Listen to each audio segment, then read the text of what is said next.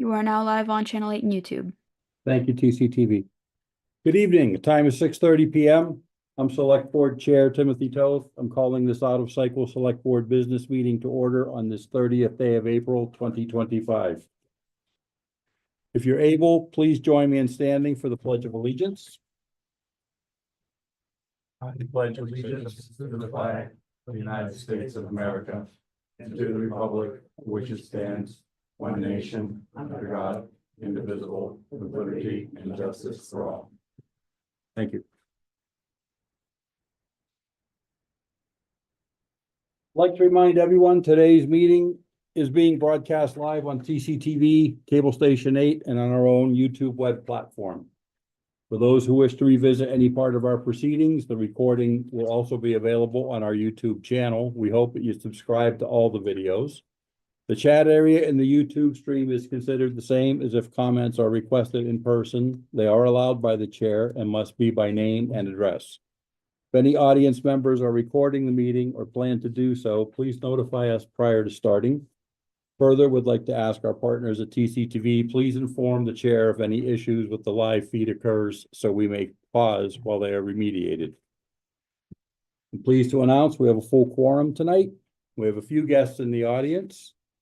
Former Select Board member and current member of the Advisory Committee, Richards. Thank you for joining us, Julie. No S. Mr. May is on the ballot for the upcoming election as a board member. Thank you for joining us, Bob. Steve Castle from TCTV. Hello, Steve. Good evening. Gracelyn, our grant writer. Hello, good to see you. And our staff out of the, excuse me, the town administrator's office. I apologize. Allergies and the pollen are killing me this week.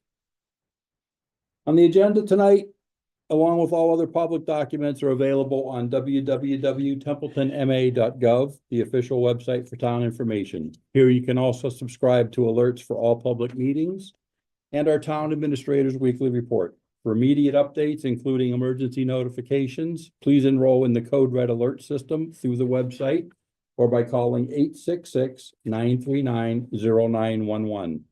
This service is vital for staying informed on important and emergency matters.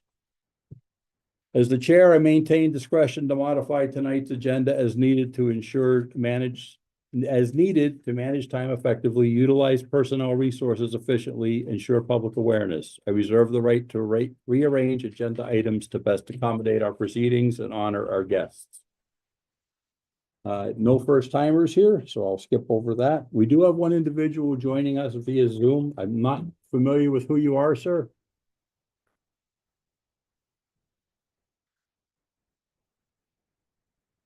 Kevin Pecos. Okay. He's Hi, here. Mr. Chairman, is that me? Yes. Okay, Kevin Pecos. I am part of NFP, your employee health insurance group plan advisors. And Holly asked me to be available to the board when you chat about the health insurance budget, and particularly the increase necessary this year and a variety of other concerns and figures around that budget. So I am standing by to assist the board. Okay, thank you for that. And I'm Paul. I just didn't recognize the face. I'm sorry. Yeah, I'd like to tell you I look better in person, but that would be a lie. So no problem, Mr. Chairman. Thank you. Thank you. And just a quick reminder, the Zoom rules of the road. Few comments for the guests joining us. Please use video whenever possible. Although if you're waiting for an agenda item, it may be better if the video is off. Using the mute feature when not speaking, although TCTV and through my request can place all on mute, it's always easier to control your own. If you wish to speak, you may raise your hand, use the raise hand feature in Zoom, or politely break in if you're calling in on phone. That is not the case tonight. Ian, I don't believe anybody's on the phone connection, correct? Thank you, sir. And if you wish to see any material shared on the screen, please request that through the chair, and we will help everyone stay synchronized to be helpful to the viewing public. Only the chair and TCTV are able to share the content or screens. We will try our best to be patient and accommodating. We are going to ask the same of everybody else. Let's have a good and productive meeting, and let's be respectful with each other. And with that, we will move right into our order of business. Old business, items 3A, approving the updated budget.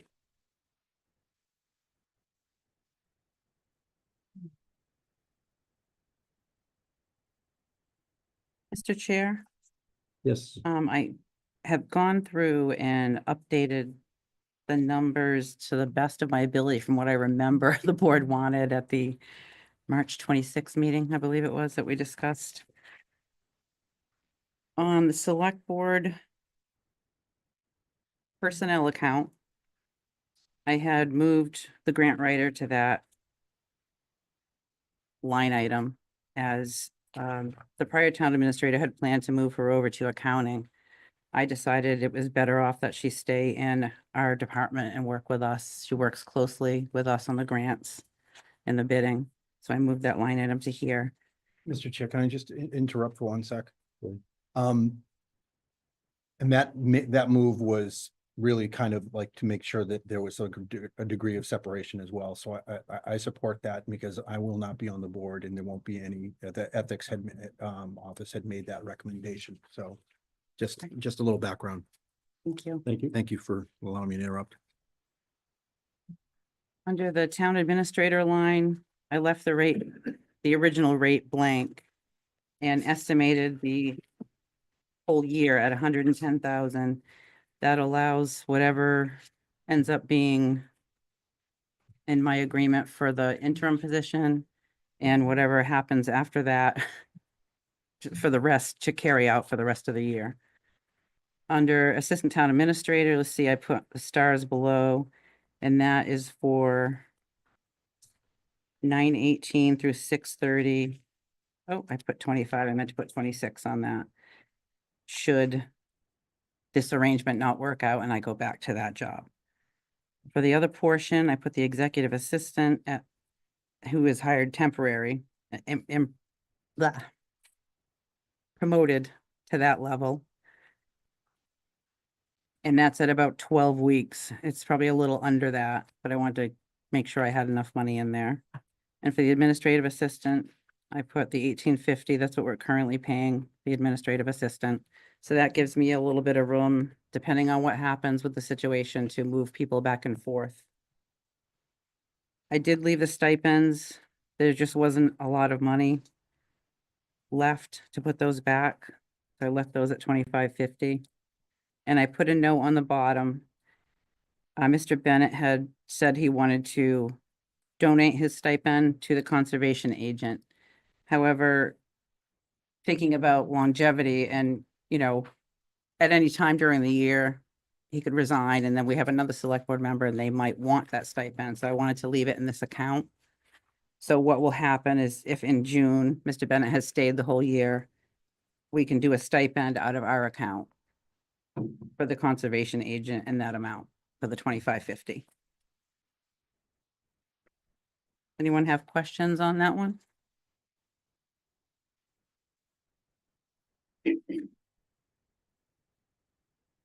And just the town administrator, you're proposing here a 110,000. The original presentation on March 15th was 111,507. Right. But I can see where the other numbers have been plugged in and changed. Regarding the stipend, I'm gonna do the same thing. I'm going to give up my stipend as well, so we can put that to other uses. And I think the conservation agent is a good place to look at moving that over. Tough times call for tough measures. They do. And so with the money that was left that was originally put in this account, well, the accountant's is in there just because I took the grant writer out of there. So that just shows that updated page. And then I was able to, I know it was important to, I believe, the board and everyone to keep the two buildings open that we were talking about closing. Yes, So I put the full amount to Scout Hall. That was a lower amount, 3,090. And then for emergency management, I think he had requested 6,978, and it was 5,105 that I could put in there. So maybe with some finagling, they can manage keeping that open or turning the heat down or something. We can probably work that out, or Bob can arrange that within his budget. Take on the risk. And on buildings and grounds 410, there was a mathematical error under library. It said 215 requested and then 715 on the other line. So I just moved that 500 into the rest that I moved over to buildings and grounds.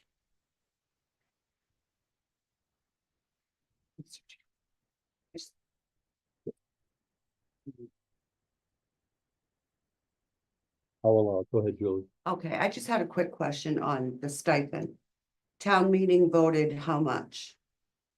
It was 3750. 3,750 Why is it smaller? It shouldn't because be. there's no money in the budget. A lot of departments had to have things cut.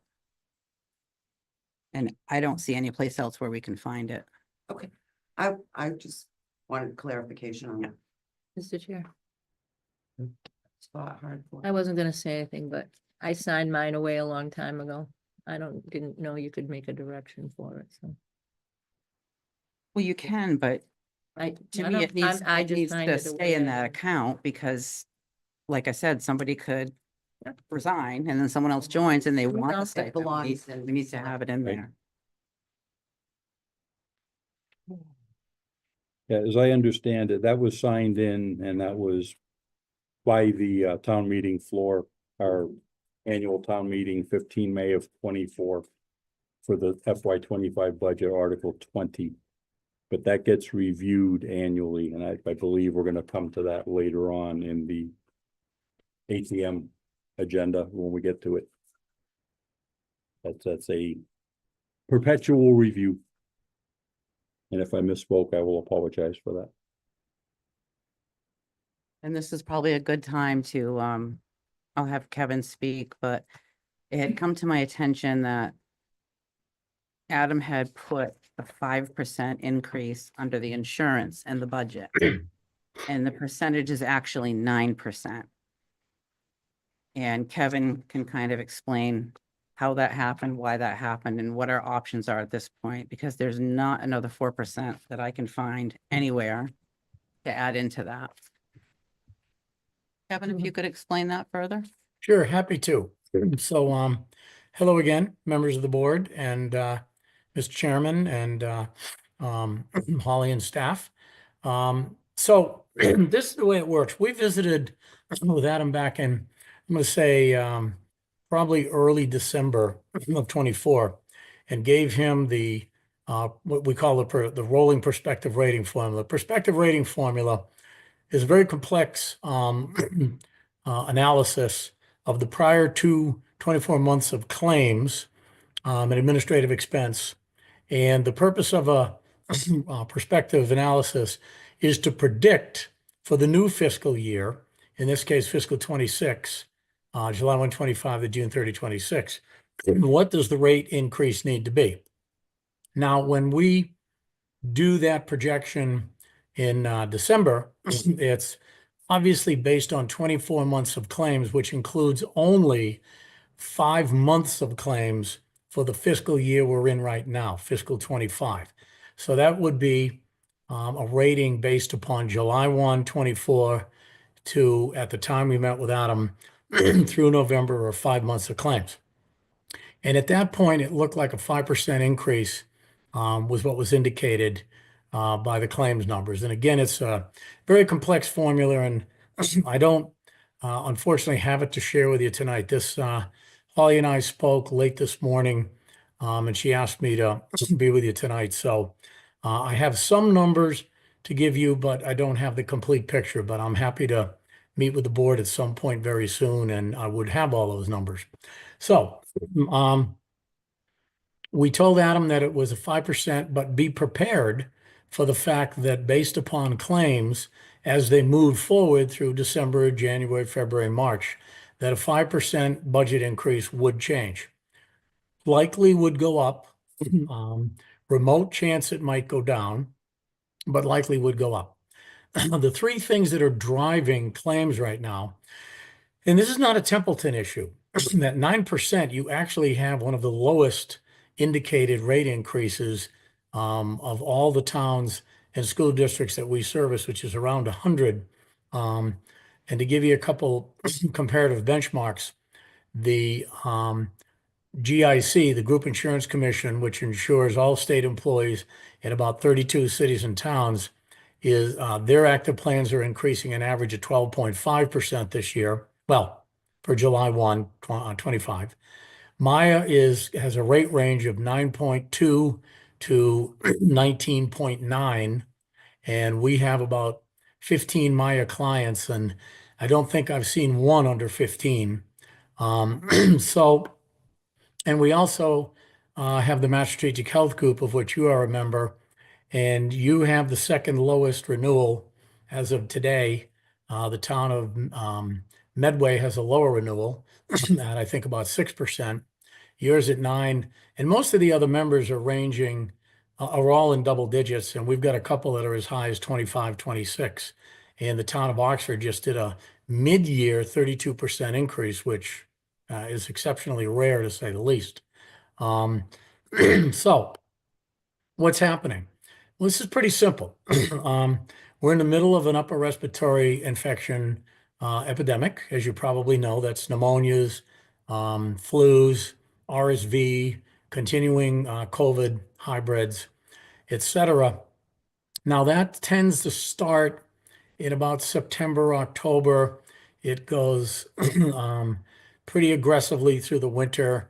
And by the time you get into March and April and we're all able to get outside, you start to see that URI epidemic start to abate.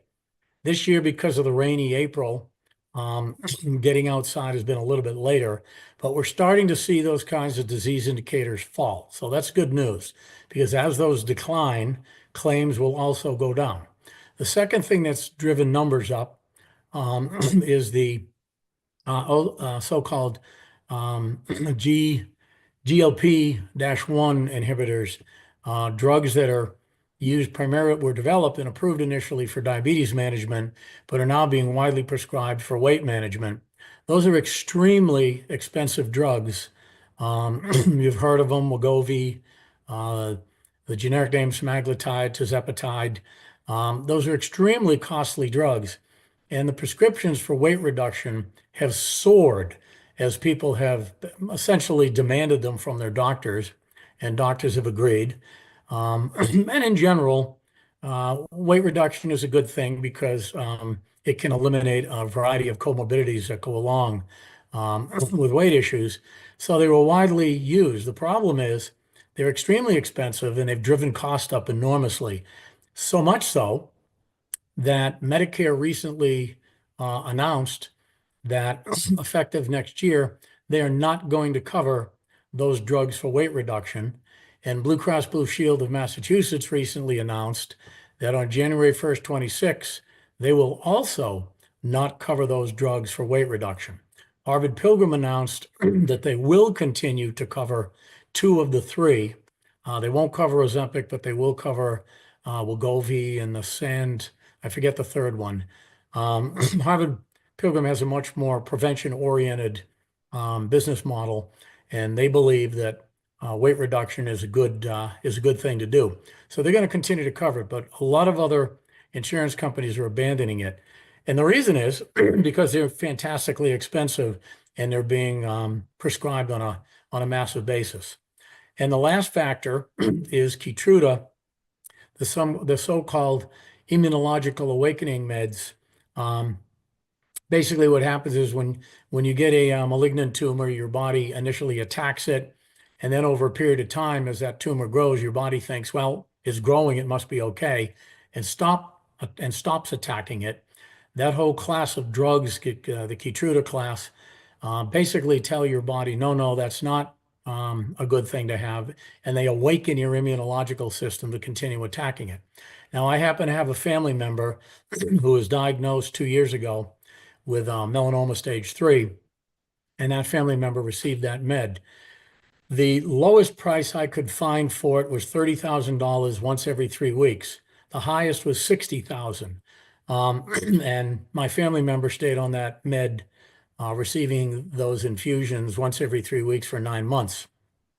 Happy to say that, like many people, my family member's cancer is now in 100% remission. It's not even remission, it's basically gone. So these are miracle drugs. The problem is they cost a fortune, and they've only been approved by the FDA for a growing number of cancers in the last 24 to 36 months. And again, they're being prescribed on a very widespread basis. The good news is they save lives, absolutely positively. And I guess we should all be blessed that they're there, but they're incredibly expensive. And the combination of those three things has caused a healthcare claims crisis for everybody. Templeton has certainly been touched by it, looking at your claims profile, and so has everybody else. But again, your claims are pretty good. So at 9%, you're down the bottom of the bin in terms of who's getting rate increases and how much are they. So that's good news.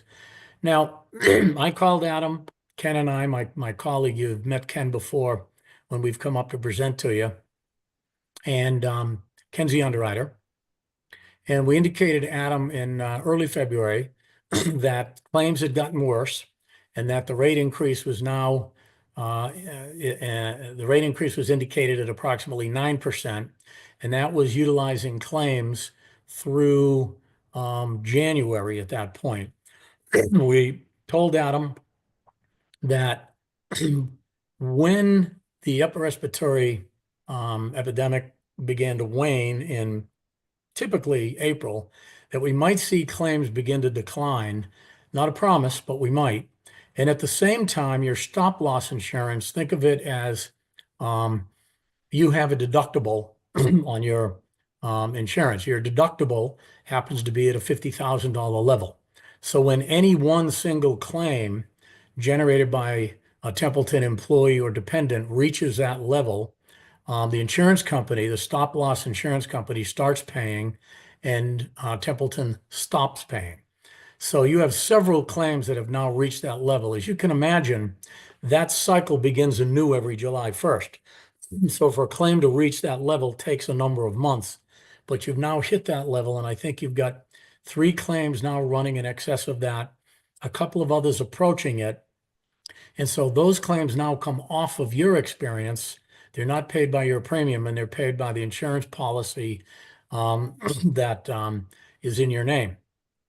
So, and the third factor is, as you know, and you may recall, Mass Strategic is unique in that they file for your pharmacy benefit rebates through a couple of different companies that are managed by CVS Caremark, who are the largest pharmacy benefit managers in America. The amount of money that you've rolled up from July 1, 23, when you joined Mass Strategic, to June 30, 24, was in the range of $70,000.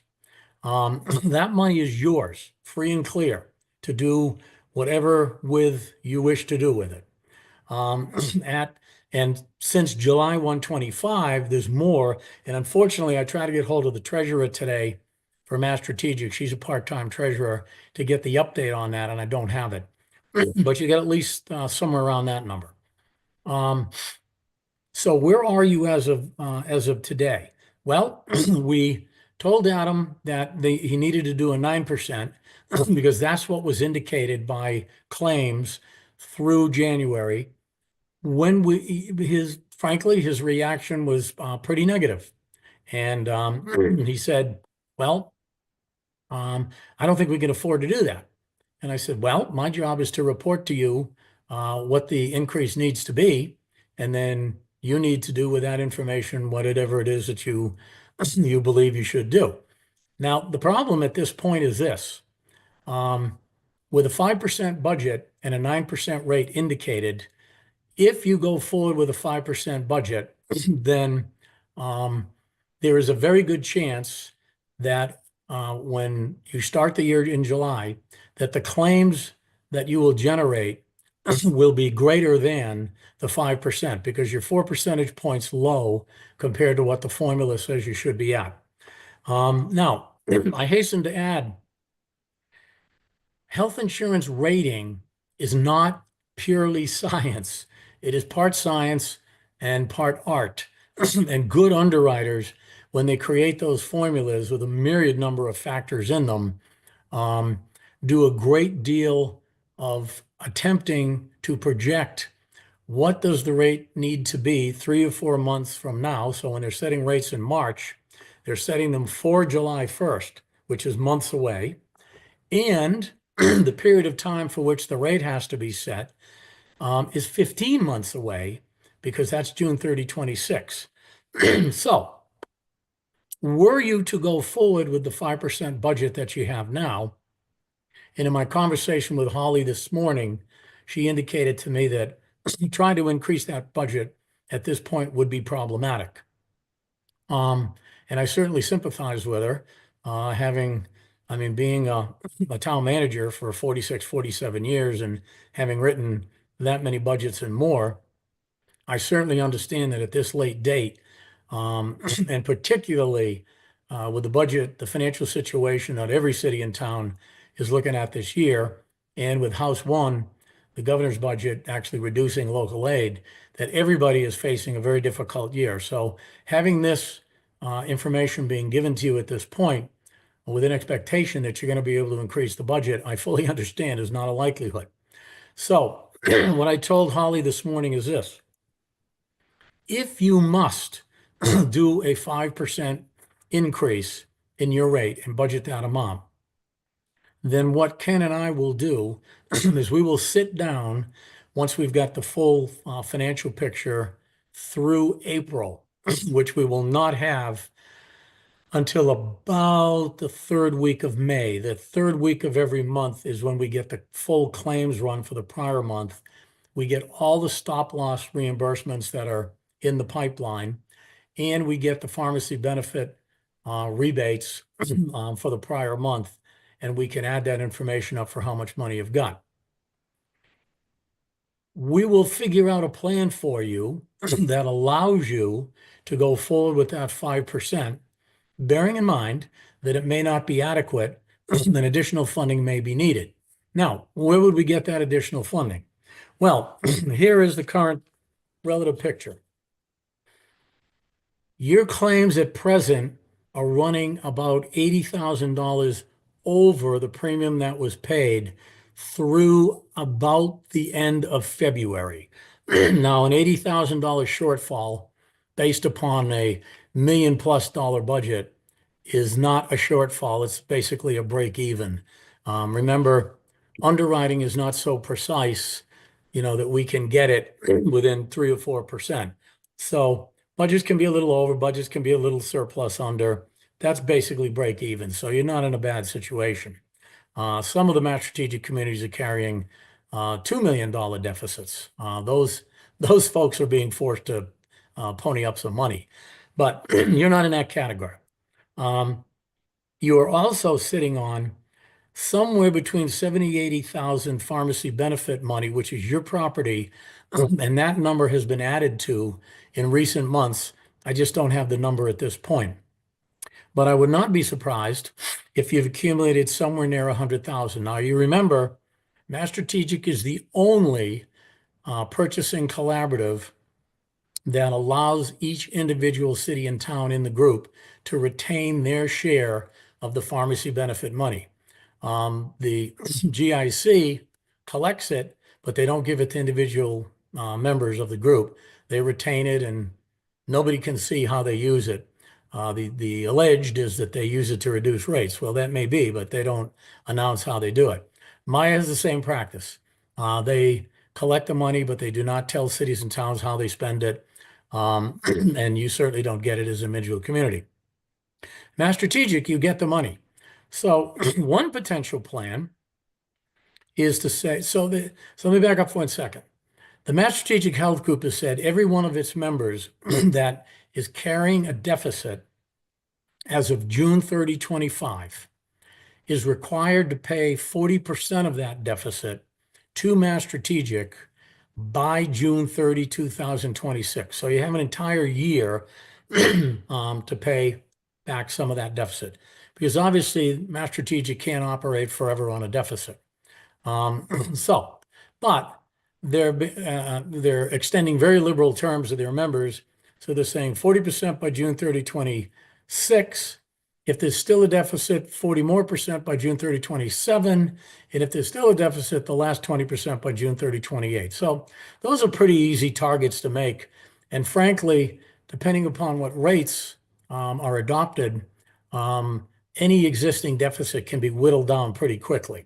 So there's a lot of water to go over the dam before we know what your actual cash position will be on June 30, 25. Will you have a deficit? Will you not? So let's assume scenario number one. You don't have a deficit. You still have $70, $80, $90, $100,000 in your name. If you need additional money because claims start exceeding the 5% budget, you have that money you can draw on from those pharmacy benefits to close the budget gap. There is, you do not need an appropriation to do so. And point of fact, you don't actually have to do anything because it's an automatic bookkeeping entry for the treasurer to debit those funds to close any budgetary gap that would begin to present itself. Naturally, we'll keep the board informed of what's going on so that we can track that for you and tell you how you're doing with this 5% rate versus the 9 that was indicated.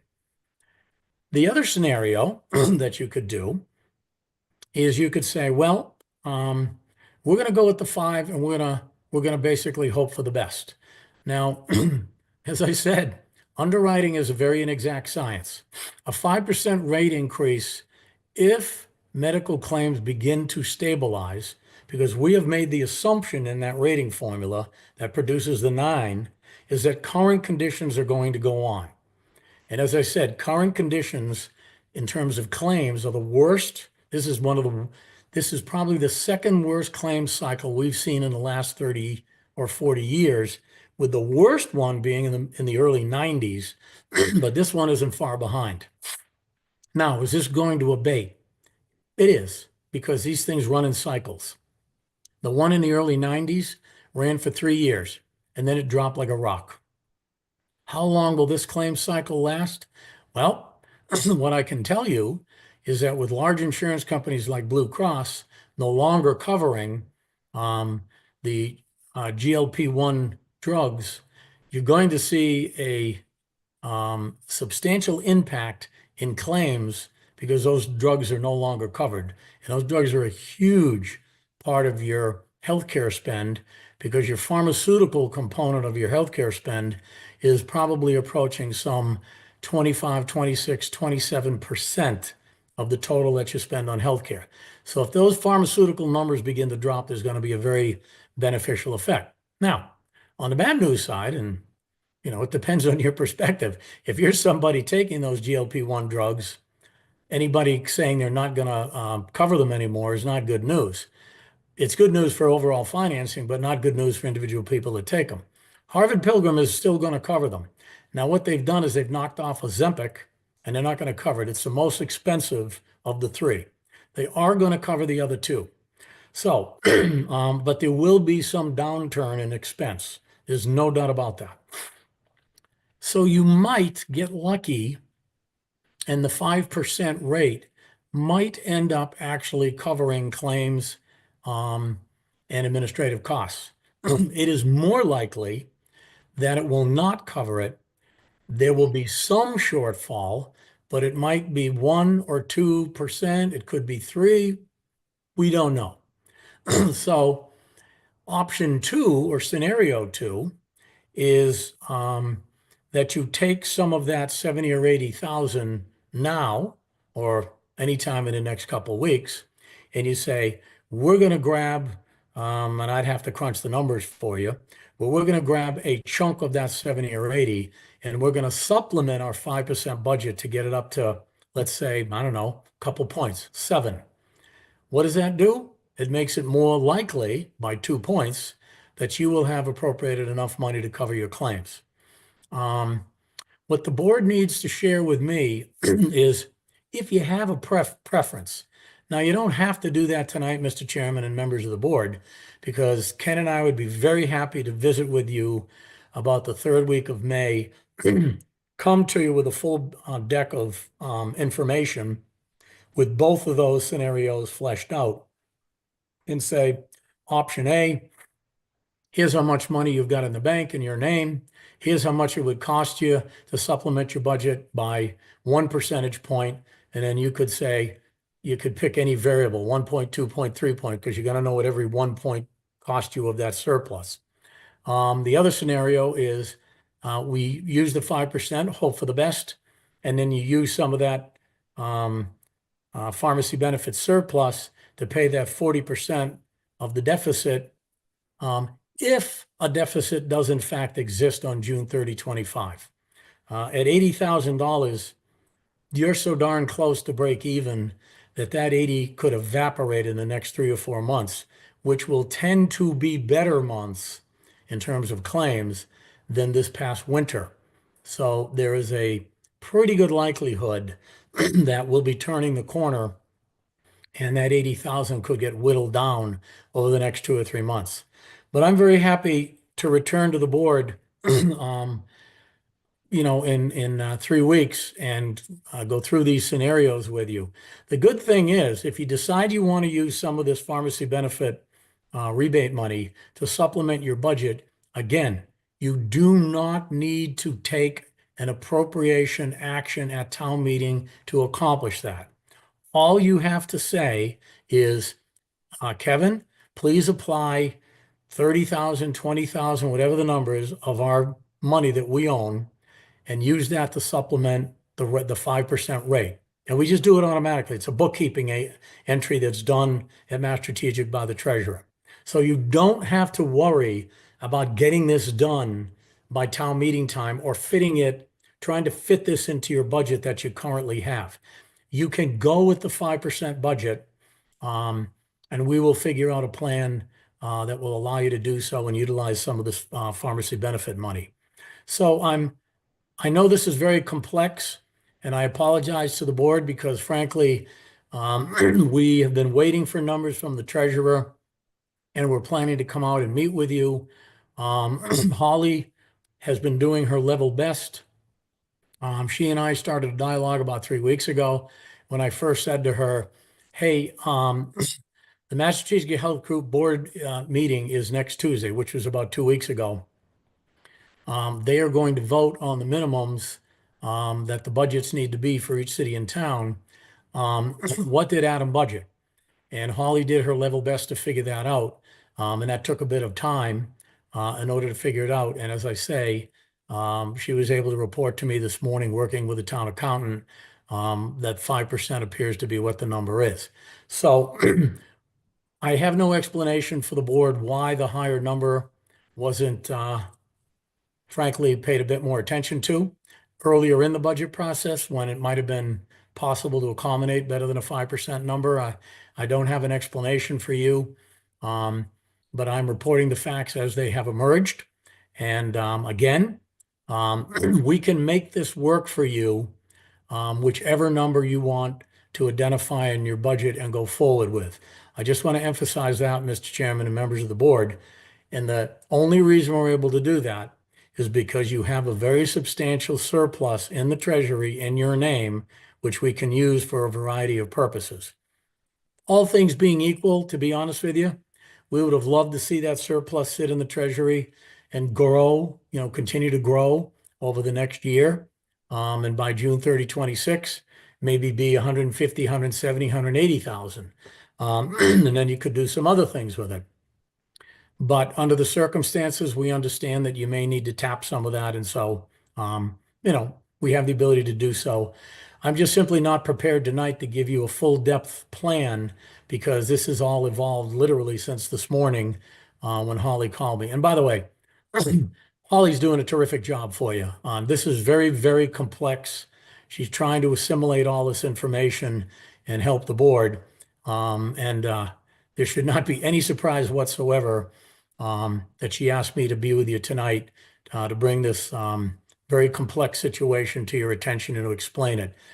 She's doing a terrific job for you and being handed a bit of a very difficult deck, frankly. So that is my report, Mr. Chairman, and I'm happy to answer any questions you might have. I thank you, Kevin. There's a lot there to digest, go through the board. Go ahead, Mike. Thanks, Tim. I appreciate it. Mr. Chair, so bringing up the budget sheets and looking at the calculations for all of the actives and retirees. If you add up all of the original and then the assumed 5%, which if you got your budget book with you, you can follow along pretty easily. If you catalog all of that, the 5% of all the totals represents roughly $40,000. You know, a little bit of change, just doing fat numbers. So $40,000 is 5%. If the suggestion is to go to 90%, or I'm sorry, 9%. Fine. Right. So even at, if I'm just using back of the napkin math, if I was to double that to 10%, that's about an $80,000 difference from what. Yeah, your numbers are approximately correct. Yes. Yep. So that's, again, that's we don't know, you know, I heard you, Kevin, you saying like, this is not a great year for respiratory diseases and all these otherwise. Yep. So it's that guessing game. Is it 3%? Is it 5%? Is it 9%? Is it 20%? If we're in a, you know, like a, 100-year flood kind of thing. So what I'm hearing is that even if we were to do 5% in what we've got budgeted right now and went out on risk, really not that much risk. I know it's using that savings out there, but again, it's the gamble between, is it 5? Is it 9? Yep. And what is the contingency if it winds up becoming closer to 9? Yep, that's well stated. Okay. And I had one additional question, Mr. Chair. Go ahead. Of the number that is in the draft warrant and that you gave in the packet with all of with everything that you let off, Holly, is the number still 10.633074? Yes. I think it'll be an easier night than we think. That's all I have, Mr. Chair. Thank you for that. Any comments, Jeff? So stated another way, just to supplement what you just said, if you wanted to go from 5 to 6 or 6 to 7, each additional point on that 5% rate costs you another $8,000. So if you wanted to say, well, let's make it a 6 to give ourselves a little more breathing space, that's going to cost you $8,000. If you wanted to make it an 8, a 7, that would cost you $16,000. So not having the advantage of looking, at your overall financial picture, you folks can best determine, do you have that money? I suspect I know the answer. But the question arises, do you have the money? So if you have the money, it would be a good place to put it because it comes right back to you. On the other hand, if you don't have it to appropriate without taking draconian actions, then maybe you're just better off to go with the 5. And then if that's not adequate, we draw on this surplus that you have.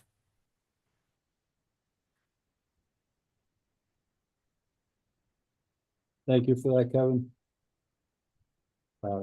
To say we've been frugal would be an understatement. There are a few people in the room who are gonna chuckle when I say this. I was questioning a $90 expenditure on a post office back in March for a postal box. And I think we can suffice it to say squeezing the penny or pinching the nickel is an understatement on some of these line items. And I can see my advisory committee member here shaking her head, yes. So talking about 8,000 might be the bridge too far. Well, I wouldn't say that. Timelines, just to give you an idea of where we stand as well. We've got, that third week of May gets a little hectic for us. The 14th is our annual town meeting, the 19th, our town elections. Our next scheduled meeting is the 28th of the month. We can accommodate any schedule you have, Mr. Chairman, not a problem. Just like tonight, if necessary, I hate to say this, we can always consider an out-of-cycle meeting, but we need to have the proper notices to make sure we don't violate OML, et cetera. Well, I can pencil in the 28th on my calendar, and keep that open. And frankly, trying to schedule a meeting prior to that might be a little sketchy because I don't want to present, all this to the board and run the risk of not having the April claims, because those can be very, very important in terms of knowing, is the picture going in the right direction? Because if it is, it's going to be the month of April when we're going to start to see it. So that's kind of a critical month. And we get those claims numbers the second or third week. So if we target the 28th, we probably would be in a position to give you a pretty clear picture of where things are trending. And by the way, the rating formula is a rolling formula. Every month that we get new claims data, we put the new month in and we go 24 months in arrears and we drop that month out. Now, it's very much the case that those last 24 months are pretty much bad claims months. So every one of those arrears month in the last 24 that we can dump and put in the new claims month, and hopefully claims starts to go down, can have a very quick and fairly dramatic effect on the indicated rate increase. So you have one really good month, and all of a sudden that 9 can drop to a 7. I mean, it can be just that fast. So I'd prefer to tell the board that, I'll paper in the 28th on my calendar and tentatively plan to come out and probably bring my underwriter with me too, Ken. Because if you want to get any more than a toe in the water on that underwriting formula, I need the mathematician with me, because he's the guy who puts in a lot of assumptions into that formula. He's pretty conservative, but the assumptions that he puts in, you might want to know. What have you assumed for medical cost of inflation? I mean, that's a big number that goes into the rating formula. Is it 6%, 7%, 8%? So I bring him with us and we can give you a much better indication. And we'll also have a 2-scenario plan for you. Use the money if we think you're trending toward a deficit to pay that off, or use the money to supplement your budget. Or frankly, there might be enough in that surplus to do both. You might have enough to do both. Supplement your budget and use it to pay down the deficit if one emerges. So, but we'll have a much clearer picture at the end of April, because at that point, you've only got May and June to go. And the trend line, if it starts to drop as we're hoping, the trend line in April will continue through May and June. We can pretty well tell you that, because that's the way it works every year. Thank you for that. Mr. Chair. Yep. I just wanted to be able to say that when we're talking the top level, light, water, sewer, town. Yep. That's all of it. So if we're running an 80 to 100,000, we're looking at the holistic picture for all of the Retirees Act and otherwise. Okay. That's a good point that was just made, because that $8,000 is not strictly the town budget, because you have enterprise funds that also have employees that have health insurance. So each of those enterprise funds, water, sewer, electric, each own a piece of that 8,000. Mhm. And I don't happen to know the proportionality as we speak, but when we come out to see you on the 28th, I can figure that out for you. And I can tell you, what the general government budget would owe of that. So say, for instance, you said, well, let's use some of that money to bring it up a point or two. I can tell you, well, here's electric lights chunk of that 8,000. Here's the water department's piece. Here's the sewer department's piece. And here's the general government piece. And because you've got enterprise funds, which have much more flexible budgets, frankly, than the general fund, there's some ability there to do some things that's a bit more flexible than if you just had to absorb the 8 grand of the general government budget. So I can prepare that for you as well, and give you an indication for how you'd have to divvy it up. And you've only got, just so I'm sure, you've only got those 3 enterprise funds, water, sewer, and electric, correct? Cable TV as well. Our TCTV partner. Oh, and cable TV? Okay, so I would get from Holly the total number of subscribers in your health plan and the number of subscribers in each of those 4 enterprise funds in order to determine the proportionality. And then I would just create a spreadsheet that shows each enterprise fund share of the 8,000 based upon their subscriber base as it bears to the whole.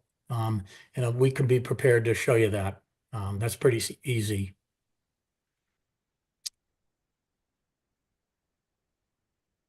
As I said earlier, a lot to digest, a lot of things to think about, lots of moving pieces. Well, if any of the board members have any questions, in the meantime, you're more than welcome to call me. I will give you my cell phone number. It's 774-836-7950. Holly has that. And she has my email as well. And you're welcome to email me or call me. Now, I do quickly add that I am leaving for vacation Saturday morning. I'll be gone for 8 days. And I'm happy to talk to you, but if you call me, I'll have to go in the room so my wife doesn't hear me talking while I'm on vacation doing business. But seriously, happy to chat with you anytime. Because I know board members may have questions. Holly certainly will, and she knows well enough to give me a ring and let Ken and I help. So please give me a call anytime. And as I say, we'll tentatively calendarize the 28th and be prepared to give you a full picture on that night. Thank you for that, Kevin. All righty. Well, you all have a good night. And I have to say, Mr. Chairman, I very much admire the challenge that you have and your commitment as people who volunteer your time. As you all know, was a selectman for almost 9 years back early in my career and spent many years as a town manager.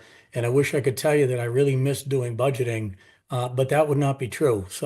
But I do admire your commitment to try to get this thing balanced. So my best wishes to all, Mr. Chairman, and have a great night. You as well. Thank you. Thank you.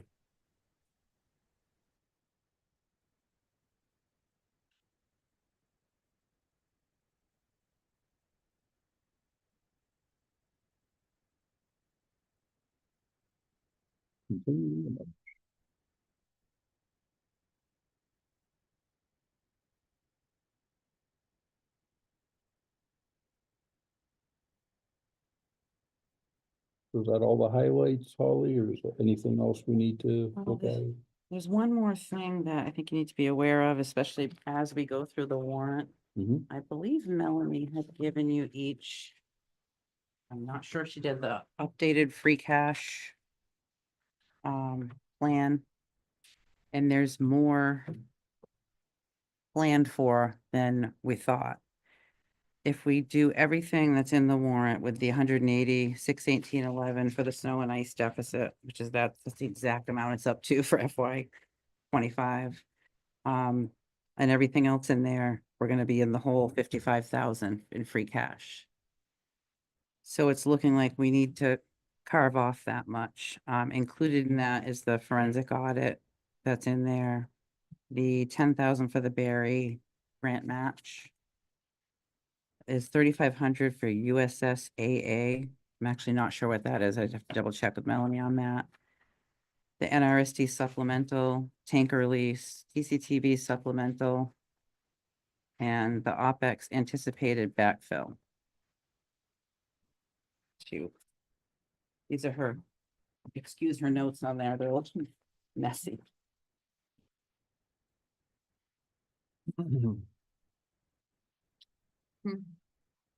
I'll get it to you.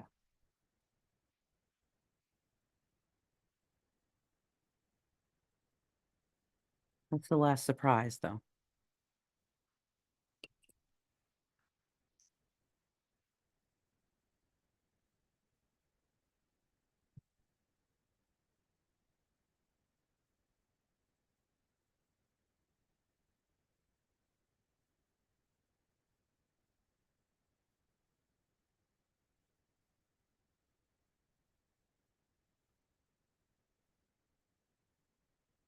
Yeah, I did also want to let the board know, I had an email from John Driscoll asking if we had any budget shortfalls. And I told him I would let him know as soon as we decided, exactly what those were. I'm not sure how him and his boards would feel about if we had to take the TCTV supplemental off the free cash list. They might be willing to fund that. I'm not sure what their limit was, but I'll get back to him with those numbers. I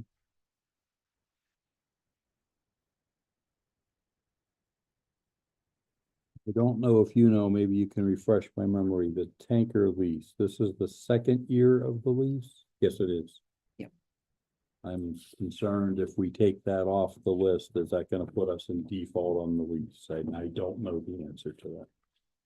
My gut says it Yeah, will. I believe it would. Yeah, that's a problem. Mr. Chair. That's right. This was discussed at the budget meeting. That 97.5 is already in the budget. As in 2019, when we financed the engine for 5 years, we financed for 97.5. The reason why in 2023, if my memory serves me, that we went with the first year payment from free cash of 97.5 was because the last year of the engine lease was still in play. And that was supposed to roll off, and we were supposed to use that 97.5 for the balance of the tanker lease. And now seemingly we're asking the taxpayers to pay it again. And I disagree with it completely. And I think we need to fix that. And that would be my statement on that. And that was the plan when that was presented. That was the case made for the lease of the engine. And when the tanker came along, it was, you just keep that amount there and it keeps leasing equipment. As one gets paid off, the next one comes into play. But there was a thing on the ordering and the time they need to be in front of it is why it overlapped with free cash when it came about, because we actually leapfrogged in front of it instead of waiting an additional year by. We pushed the lease back beyond July 1st because we didn't put it, so we skipped an entire year.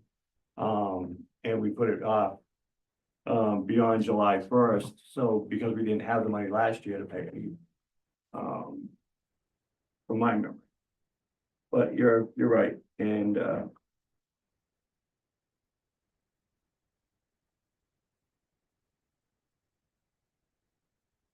I'm looking at my notes as well.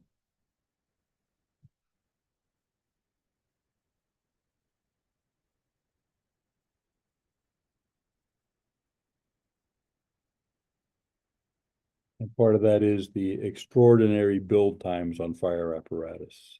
3 years is lightning speed on a lot of these pieces. now, yeah, 3 to 4 is the industry average right now, and it's only getting worse. yeah, I just watched a thing on that. It's all because private equity bought up all the manufacturers. And this is a purpose to keep money. Prices of them all went up, everything went up, this is a point that's being done.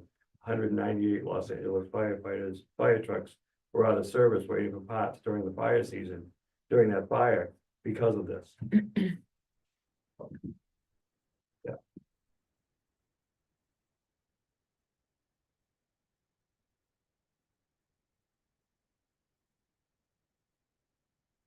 Anything else, Willie? Chair. Steve. Just like to let the board know that if the supplemental for TCTV were taken away, we would be devastated. I'd have to gut the department. And probably my position with it. I can't operate like that, and I'm already struggling to figure out how we can operate even if we get this digital equity grant. And because it's $50,000 to $100,000 more work, or $50,000 less, we already have a $50,000 shortfall for personnel. So I'd ask you to keep that, please.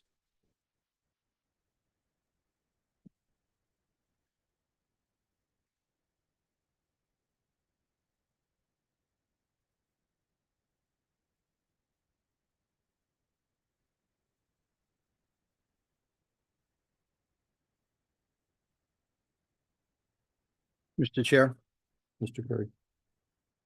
so it sounds like we're moving through these, let's see. A couple that Holly started out with Yeah. where she maneuvered them around. And we just heard the insurance portion of it to basically say, how much should you go out on risk? And otherwise, and a couple of different opportunities, and I didn't feel as panicked as you potentially could. But concerning this last part about reallocation of free cash, I don't want to gut TCTV. I hear you, Steve, and moving forward. Article 12, no, that's fall town meeting, never mind.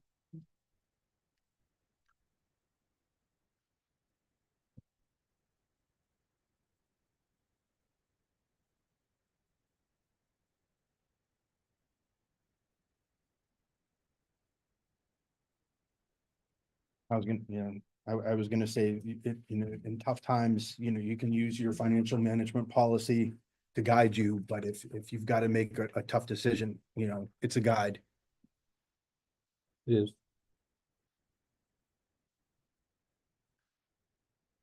I believe where we could help ourselves. And it's not in stone, but the financial history is here.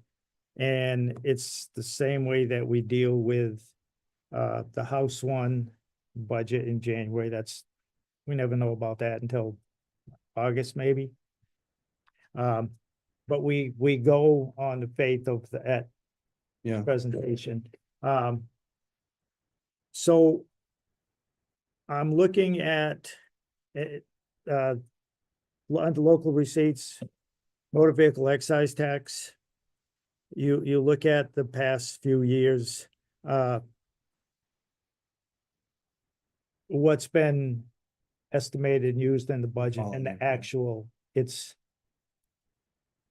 saw that. it's always, it's never been $100,000 less than what we put in place. So what is penciled in for the revenue right now? 1,265,000. It's been 1,356, 1,268, 1,356 actual. I'm not sure what the actual 125 is, but looking through the history of it, it's always gone up, and I would be comfortable adjusting that up. Let me do some quick math, Jeff, 'cause I'm following you, basically adjusting the number so then it's not. And I understand what you're doing. I did the same thing with our new growth when we were having our budget discussion. Let me see if I can do some. That's fast another math. one that is, Yep. Historically, it hasn't been 70 grand. I think it like 10 years back. I know it is a gamble, but this is why that we have end of the year transfers, either to do it at town meeting or you do it with the advisory committee. I'm not suggesting that's the best way to go, but to gut a department, that townspeople want. They want more of the meetings Yes. recorded. I think we have the room to adjust some revenue numbers, so that we could fund that. And we most definitely should, keep the selectmen stipends at $37.50. If town meeting wants to do anything with that, that's their call. They went on town meeting floor and amended the motion, that article to bump it up from what was presented to them. So I go on the assumption that's what they want to offer to selectmen, and I think we should leave that alone. If they want to lower it, do anything with it, that's their call. So the combination of bumping up some of the revenue, there's room there to come up with, because there's going to be, either way it works out, 3 new members on the board. I'll make the assumption that they want the $37.50, so we need to come up with $3,600. I'm a sitting member for another couple of years, borrowing anything else. And I've already made known what I'd like to do with my stipend, rather than just let it sit there, move it over to help out employees that pay has been reduced. So we can adjust some revenue numbers, maintain the town meeting vote. That's what the residents wanted. It stays like that until they change it. And fund TCTV as much as we can. And that's why we have them monthly BVAs and stuff to watch those numbers and the quarterly reports. And this time next year, if it looks like, oops, well, then we plan on making adjustments, either at town meeting or May 1 to July 15th. And that's, I know we're moving some numbers around tonight, but that's part of the process. Can I just comment, Mr. Chair? On the stipends, if we're gonna put them back at the $37.50, you're gonna need another $4,800 for all 4 of them. Well, What, no, 5, you have 5 of them. Because we have to put them all in there and leave them there. Know what I'm saying?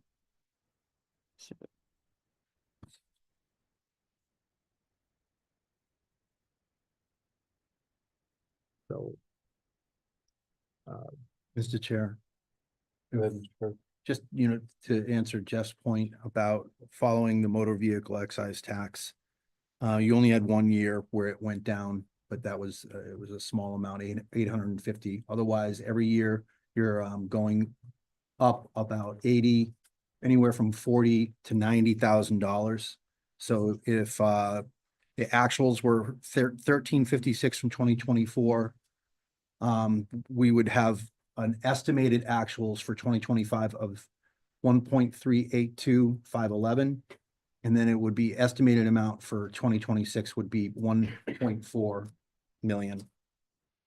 That's if it held to that same 40, between 40 and 80, but up. and that's, I'm using the history to make the case to Right, Up again, with the the- napkin math, yeah. the 50 plus well, if you do all 5, 3750, we need what, 7? 6,000. Whatever it is, the difference. So again, we're just doing what we do with all the numbers to present the budget to town meeting, because nothing is set in stone when we vote. So it, Did the advisory committee reserves stay at the same?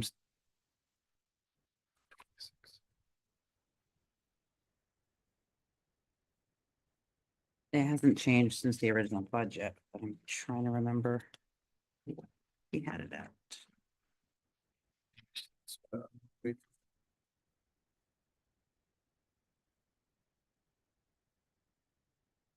Advisory committee, 5,600, was only lump sum disallowed by $1,000, so it's sitting at $49,000. I know they're not in the room and we talk about this stuff at the budget Saturday, but we did not, adjust that number either.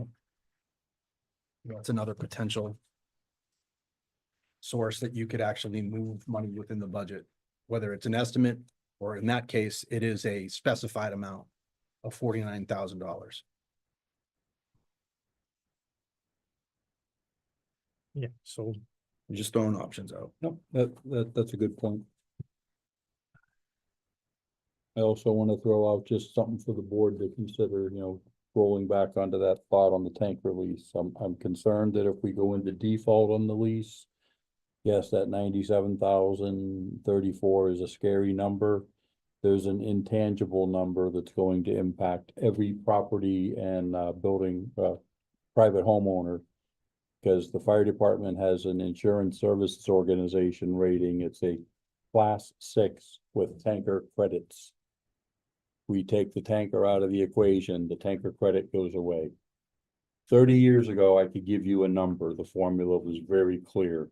Much like we heard with the insurance presentation, it's a very difficult to come up with. When I tried to call and talk to my own homeowner's insurance broker, they could not give me a number.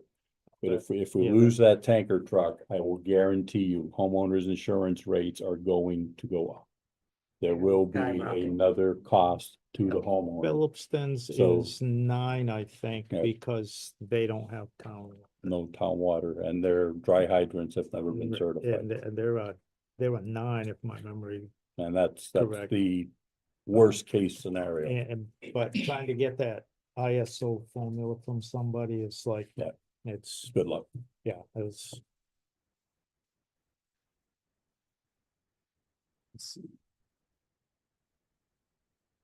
So.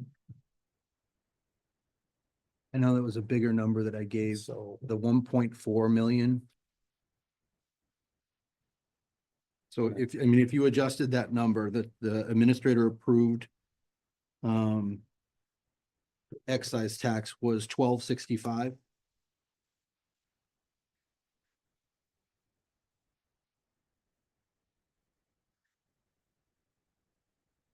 If you adjusted the estimate to even. Yeah, 1.4 even, that'd be about $160,000. I'm showing you the enormity of that, that calculus.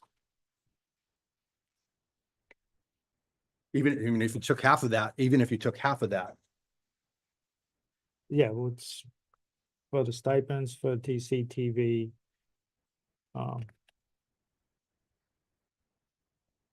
it does matter. I mean, that's what we sit there with to be able to say, what do we have? And what are our obligations? Chair. Mr. May? In relation to the tanker, I just want to throw this out there that I believe last year, looking at the budget and the BVAs and so forth, at the end of last year, the fire department returned 92,000 and change to the budget.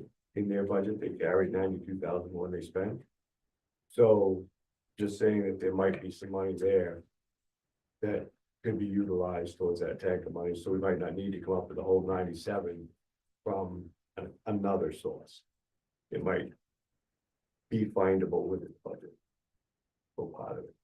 I understand what you're saying. Yeah, they had 92,700 left. see where over they're after at the now. budget from Last year. Bob, you don't recall what the BVA is for them right now, do you? You don't recall what the BVA is for them right now? No, I do not. Let me look that up. Grayson? I guess, so is the proposal to not pay the cost share for the Berry Road engineering grant? No, it's just that that's one of the amounts that's allocated out of the free cash. I was just mentioning the items Okay. that were in there.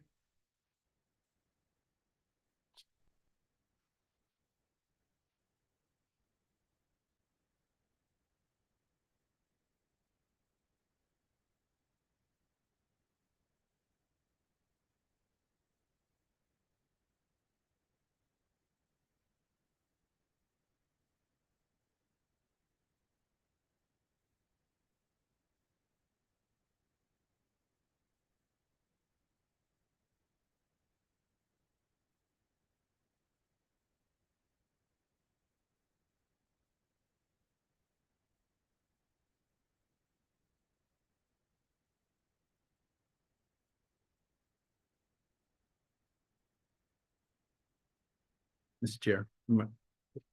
Bob, where were they, where did they have that surplus? I believe it Like was, 5,100? yeah, I believe so. I think it was a total, actually, Okay. might have been total.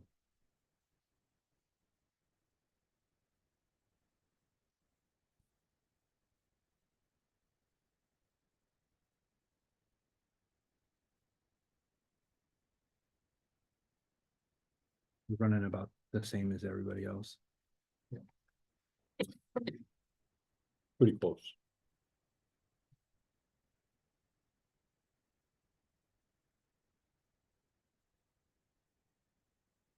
Maybe a little bit under.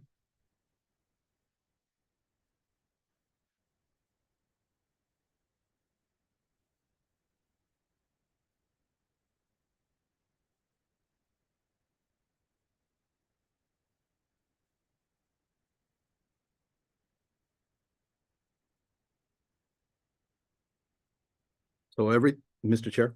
Good. Of everything that we're discussing right now, the one that needs resolution is to adjust the numbers. We have to adjust something. If the free cash stuff is going to stay the same in the presented Right. warrant. We're at a deficit of 55,178 if we were to spend everything on that list. Did any of the discussions of stipends affect that at all? No, because it's just for, right? That's from free cash. That 55,178. Could any amendment that we make, like to the OpEx budget, that's on the table as well? To meet that 55? Well, It's yeah, I think- basically the source of I think if- appropriation is that variable. Are we understanding that? We're not looking for other free cash things to strike out. We're looking for anything. Right.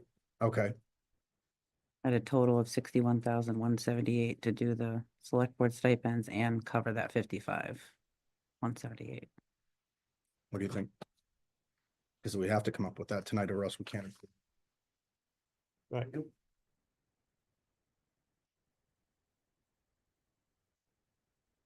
So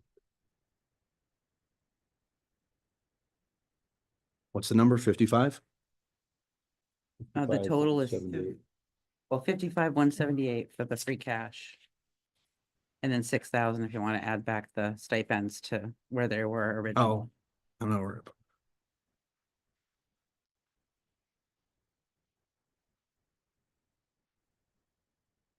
Can you push anything?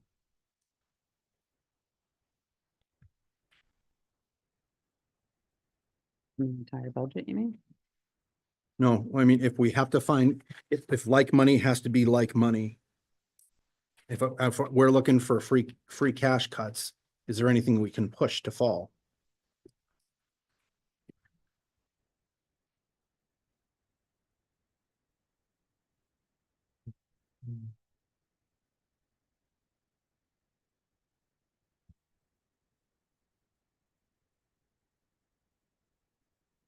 I know, I believe Adam had put the 140,000 in for the snow and ice. Mhm. And I had talked to Melanie and he was planning on making some transfers at the end of the year to cover that other 40,000. But she wasn't sure where that was gonna be coming from, so that's not really a good avenue unless we know that there's something there we could transfer from. I know Mr. May had brought up the, ambulance receipts, or there's sometimes accounts at the end of the year that we can transfer to cover that. But DPW right now with that, on their percentage. You're at 55, I believe.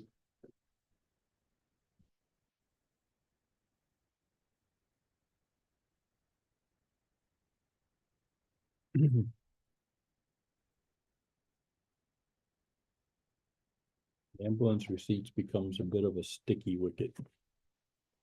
Where that's a fenced fund to begin with, and we've already worked with the chief and broken out.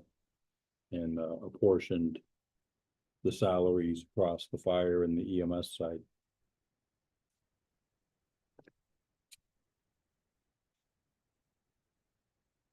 Goes back to the 2015 meeting when they We did the override for the ambulance.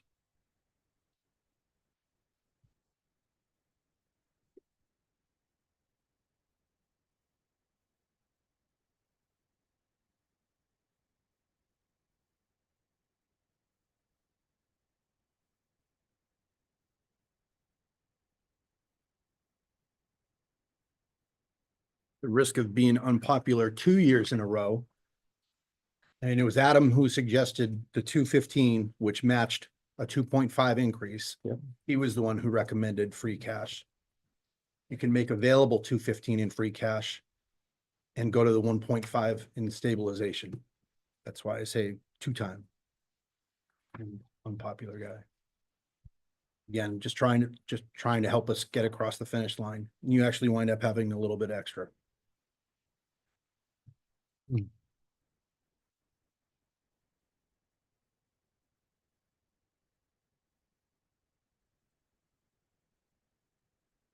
I'm sitting at 1.5 general stabilization. 106 capital. We used a bunch of capital.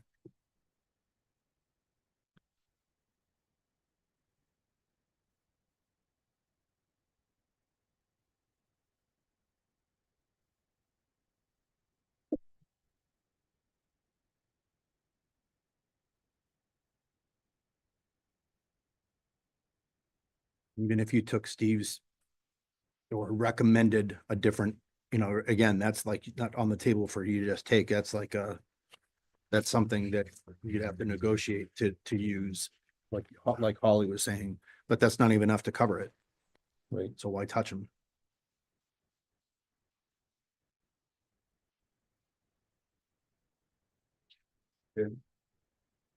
Mr. May?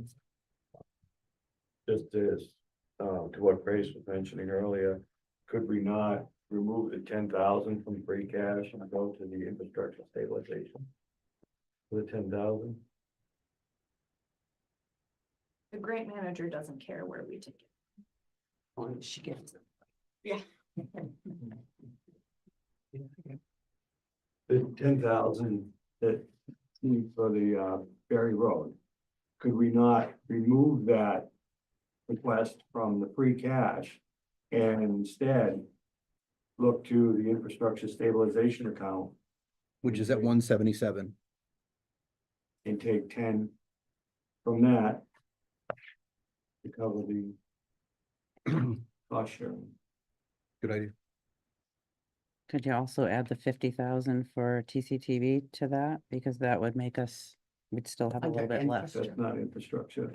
No, she means. I mean, Oh, from the okay. from a make- stabilization. Yeah, to make the, Stable. To make the difference. Yep.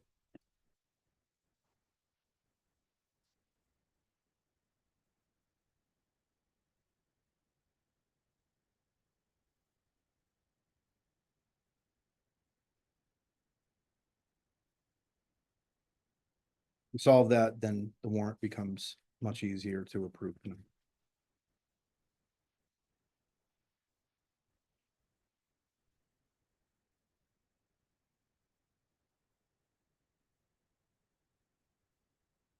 That is a possibility.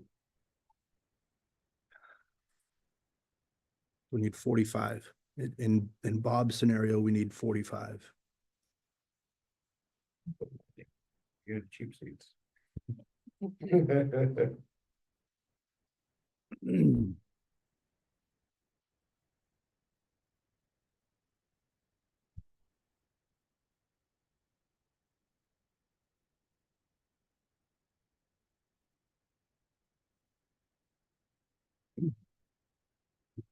Mr. Chair, my recommendation is to use, is to take back the free cash for the school and then use, stabilization again. It's half of what you used last year. And you can't keep doing that, but we're in a pickle. That we are. And it would take, I mean, again, you gotta explain it on town meeting floor. Right. For the why. We're like, here are the tough decisions that we had to make. We did not, yeah, I hear you. I hear the, like the impassioned part about keeping TCTV. But all these other scenarios are must do's. It's like the tanker lease, snow and ice, moving that around. I think there's a path to doing it. It's not favorable to use it again, but and the school's expecting it. The school certified their number on a 2.5, Right, it's already. and that was a tough choice for them, and they're gonna do it. They're gonna make it happen. So And if, at least we're not, if in a town worse meeting, position. if we were to lower that and go with a different number, then we're gonna play that game in 2019. We're just gonna keep meetings back and forth, because it'll go back to the school. The school will throw the same number back. The number that we backed them Right. into, yeah. They will, because they went and lowered it. So if town meeting votes a different number, you send it, the school's gonna send back the same number, and we're just gonna keep playing tic-tac-toe until Yeah. December. Or, all these different courses of action we're coming up with, Jeff, with the motor vehicle excise, if you adjusted that number, it's, people watching or otherwise, or, how it sounds in the room. Is it a shell game? Yeah. It is, really but is. it is every year, Yeah. because, again, it's assumptions and really guesses, but it's using financial history. 5, 9, right. How many years in a row has this gone up? I mean, we gamble that the state aid is gonna be what it is. We gamble on what chapter 70, the school aid money, is gonna be. Mm-hmm. And the state can pop that back anytime they want, and then we'll have a real emergency. And it's been done in the past. They've done it before. They haven't done it in a while, but right now there's a supplemental for 25, then they're just talking about 26. So as Mr. Bako said, the chapter 70 might be going up, but the state aid is, right now, I think we lost a little bit, and school gained a little bit, and but it wasn't enough to. So we do a gamble every year. And it's why we can make adjustments before the tax recap sheet if we need to, and it's why we can make end of the year stuff. So when you're between a rock and a hard place, you pick the worst one and Right. So what's do the worse? stabilization, and because More aggressive motor vehicle or use one-time money? I mean, we were going to be using one-time money anyway. we do a combination of both, I think, to cover all the things that we need to cover. The TCTV, Trying to see what the the left here. selectmen stipends, cover the tanker for a variety of reasons, and it's not my first choice, but We're just getting down to the wire. Mr. May. If I'm hearing where we're at correctly, and I didn't miss anything from what Mike said, we're 45,000 away, 45. 45, If we Roughly. move Grace's over to infrastructure, okay. So 45 and change. then if we're 45 and change away, like Mr. Bennett had discussed with the excise, that we have that range, 45 would seem a very reasonable amount to pull from that without having too much stress, put on that income stream. But then, again, the question would be the tanker and so forth. But I just am kind of leery that we're going to throw the 215 back into the budget and take it out of here And then we'll leave some of that 215 as free cash. Just in the budget unused. I don't wanna do that myself, I wouldn't wanna do that, I'd rather we diminish the amount we take for stabilization. And take the balance of the free cash, so that we, Do a surgical cut. right, so that we still wipe out, the free cash, the 215 like we thought we were going to. Yep. But we do it in a different manner. Roll back 45 of that. Roll back 45, and maybe take the 97 out of that for what we already did. I understand what you're saying. Again, when I did the quick calculations on the year to year, it gave an estimate of 1.4. I don't know where we're at now. And does the BBA give that no, they don't give it as a revenue. Revenue sheet recently. But it was 162, so 45, I think it would make sense. 45, adjusting that number would make more, their confidence level is, if we were only projected to make 60 and we were trying to adjust it by 45, that would be accepting a lot of risk. But if again, the trend values are going like that, It's, yeah. with it's that been- 1 year anomaly where we lost like $600. And some of the other demographic stuff, we know that we have more people in town. From development services, briefs and otherwise. So can I make the assumption that there are more vehicles in the mix? And Again, it's, it's, we would have to do that, we would have to change the excise revenue sheet. Yep. To like 1.331. yeah, take a look at that.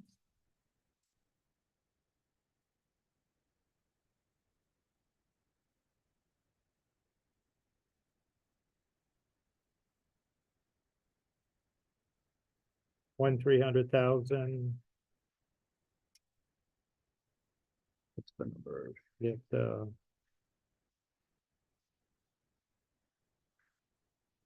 45. 45 would be, I'll call it 46 even.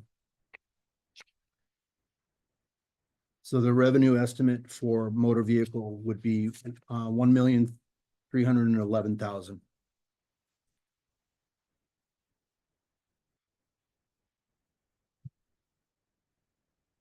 I did round numbers, Holly. Yeah, and that may be a conservative estimate. but That's what I agree with At that. the quarterly, I remember, treasurer collector telling us that first excise, commitment was 8,000. And then there were some supplementals that went out. There's a total of 4 that Yeah. they do. But that the second, third and fourth are much smaller commitments. so So how would that revenue then change the warrant? Because now we're messing with it's apples and oranges.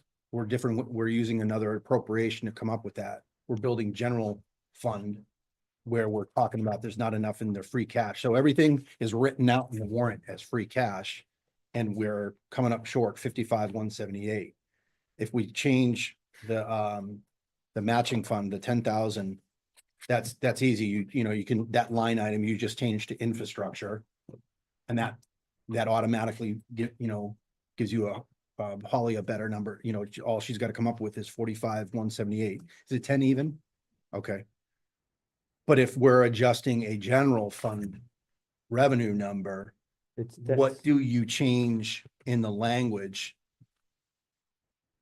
Because all of the language for these are, and to meet such appropriation by certified free cash. So one of those would have to change to like a combination of right. general fund. So, if you're going to take general fund revenue plus, if you're going to use free cash, the warrant would have to, the article would have to say, I think it's the total, and then, and we did it.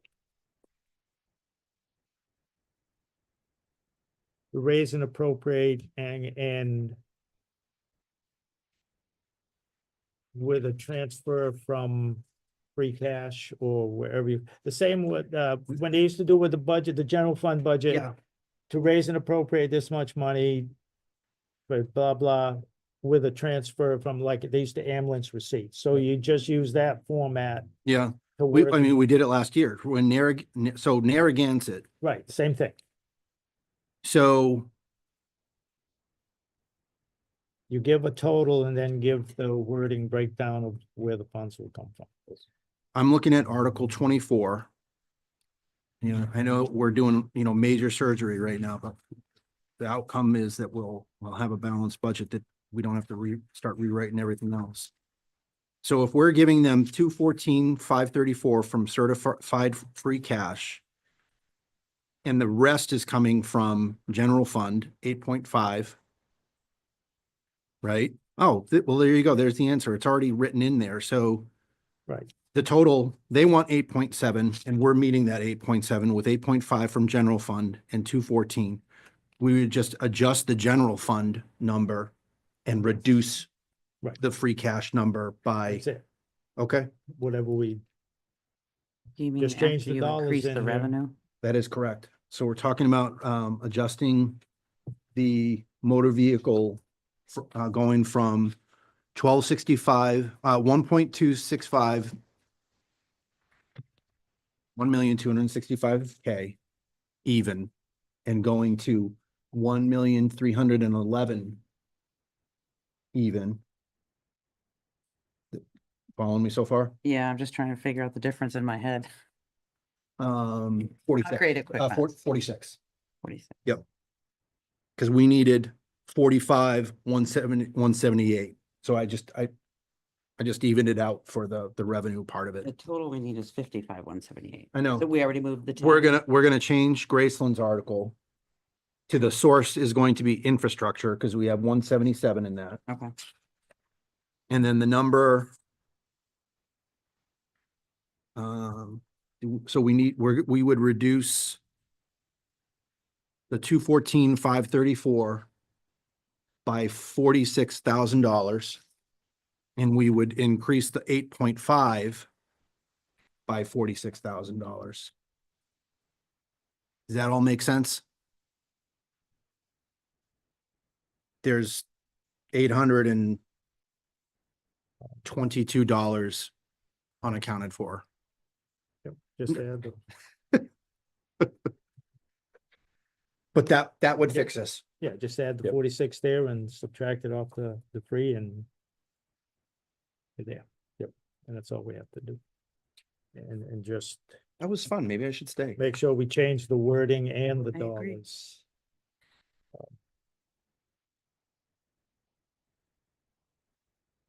But other than that, yeah, That was great. What article is Graceland's? 18.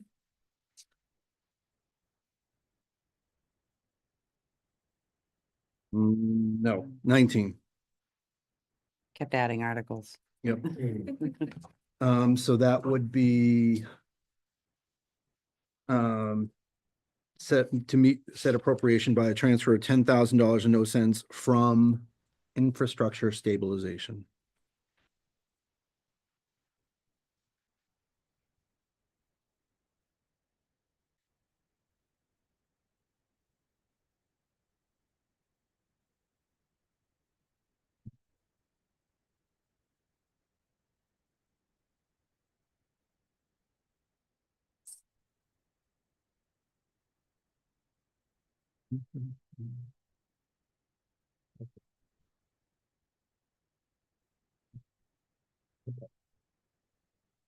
So that would, for Article 24, that would bring us to the free cash amount would be 168,534. Please, someone make sure you're checking my math. And then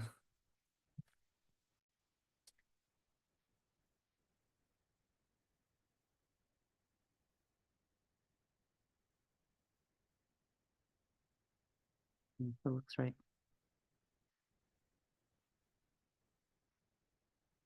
Oops, that I did wrong. And then where's the 46K coming from? We are adjusting the motor vehicle excise tax revenue number to 1.311. 1,311,000. So the 46 will come out of the budget. That's correct. Okay. So, and I'm giving you that number right now. I just fat fingered a zero and I got like 9 million. I was like, oh, nope.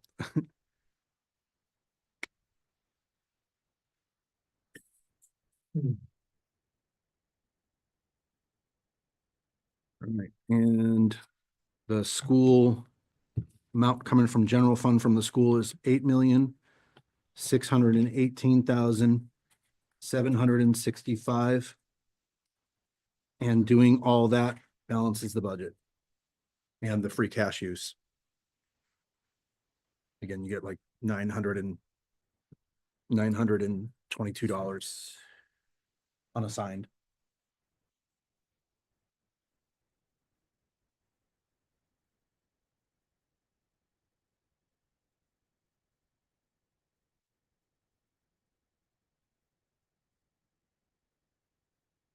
Like, what was that number again? For which 8,600,000. 8,618,765. So Article 24, the two numbers. There are two the sources from general and free cash change. But the total number given to the school is still 8,787,299.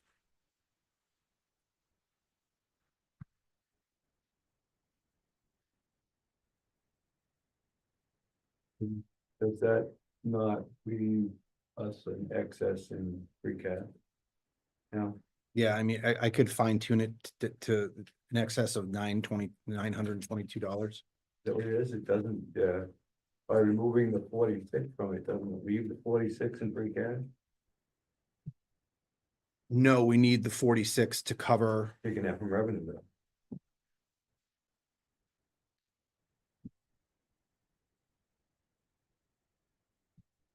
So we're coming up with 10.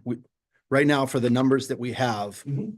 we're short in our articles by 55,178. We changed her 10. Right, we added 43 or whatever. 40, it was. it's supposed to be 45 and 178. I From just rev- rounded yeah, to that is 46. revenue. That is correct. So revenue and infrastructure. We didn't spend that free cash that we removed. from the We school. did, we reduced the amount that we are giving to the school for free Right. cash to make To 160. to 168, Right, to make sure that all of the uses of free cash equal what we actually have. right, and that leaves the balance of free cash, though, that's what I'm saying, right? From that 168 to 214, whatever, is still free cash. It's not used. But it reduces the deficit of 55,178. I understand that it all works in numbers. I'm just saying now we have 40-something thousand dollars in free cash left over. Because we didn't use it, we just removed. What I'm saying and you're saying are definitely in direct conflict, like that. Either one of those can be true. That's what I'm. The whole drill was like, so if we're negative and we're trying and we're jumping on the couch cushions, we found it because we changed one appropriation, which allowed us to drop the use in one of the line items so that, because this one right here, We actually. what we needed 214,534. But if we reduce that by 46, Which was revenue. no, we're reducing it by free cash to make the number zero. Because we had more free cash allotted than Right. we really have. Oh, got you. That's the part that I'm. Okay. That's the part that I'm Yep. having a problem that we're starting out. We with had more, deficit. yeah, our articles were way, yeah. I My was bad. almost gonna call the bear here, I know, please do. I need a bite. but We're yeah, good. we overspent free cash and by changing the. Yep. The revenue Got number. it. Yep. We got rid of that deficit Correct. of free cash or trying to spend more than we actually had. Right. And As we, Mr. Bumpsy Dennis would say, you can only spend that dollar one One time, time. can't spend it twice. and really, I mean, the issue, if someone says, well, what about the 922? I mean, you still got time.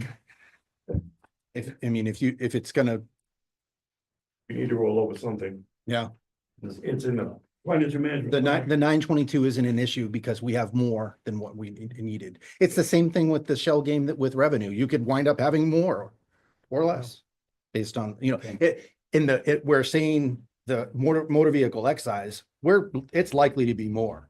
Whereas the initial conversation that we had to start out the discussion was, we're likely to have less. It's not gonna be 5, it's probably gonna be a little bit more than that. Correct.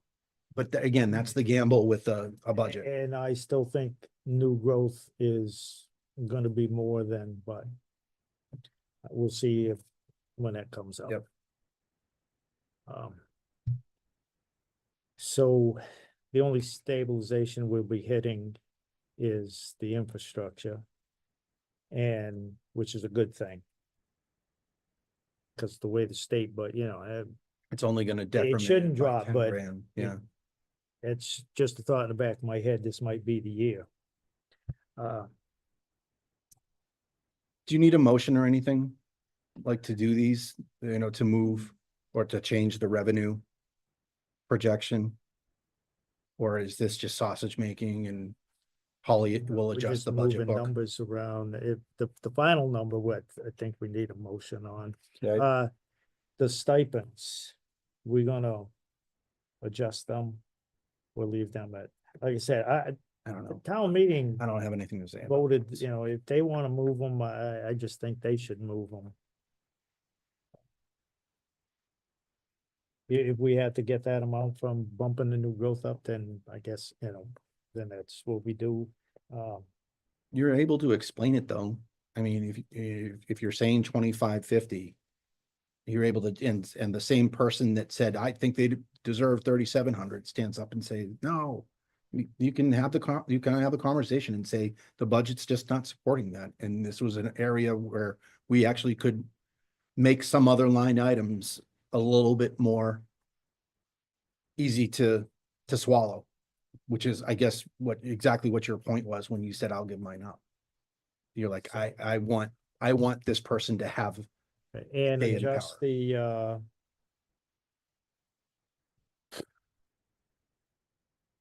administrative assistant / conservation agent up. Mhm. And that's that. So that's the warrant. And make those numbers changes and then we're good on the warrant. Yep. Does the Are we- petitions and the. are we good with the budget? Do you want to move on? Oh, I Jeff, only had one thing to Yeah. say about the Yeah, warrant. we'll just have, you just have to adjust the revenue number and the bottom line Numbers I gave you. Yep, Holly's got for them. the for the electronic copy online and, And those Yeah. couple of articles. we've done the two budget numbers, adjust the general fund budget and the school thing and Mhm. Mr. Chair, Yeah. through you, Jeff, are you saying, so we're saying good on the warrant, is that minus the forensic audit and does that go back and include it? That would include it. Would that's, include yeah, it. So it would include the entire, we made up all the 55,000. Yeah, we made- Plus the 48 for the stipends, or you said let go on town floor. Not the stipends. Yeah, so that's gonna go on town floor, okay, just making. What do you mean it's gonna go on town floor? What are we doing with the No, stipends? Mr. Chair, I'm sorry. What they meant was, it could be a discussion. As Oh, it it's been could in be the on past. time. What we're Gotcha. presenting is not changing. Okay, gotcha. Holly's got the numbers to change all of that. And you just make sure you change the free cash usage as well. Yes.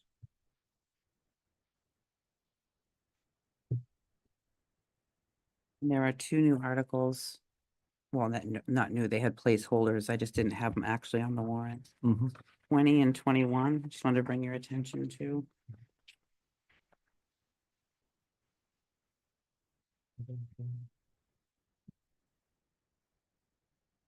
20 was submitted by the chief at the request of a resident, and that's already been to town council and cleared. And 21, I believe Lori had emailed the board Mhm. the documents on that. That's several page long. I do want to say Oh. one thing. We are missing page 13. I'm sorry, page 14.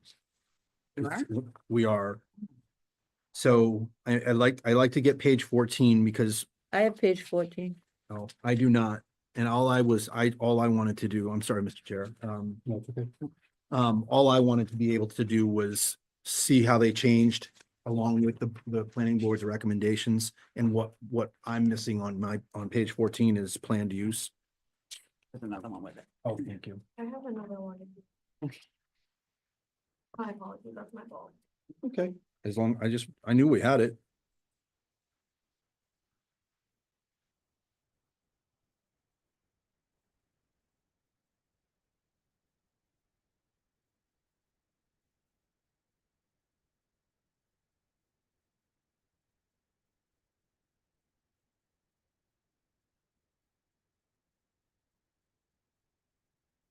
Yeah, could I ask when this will be online? I'd say tomorrow. I'm gonna have to make the adjustments in the morning. I should be able to get it on there tomorrow.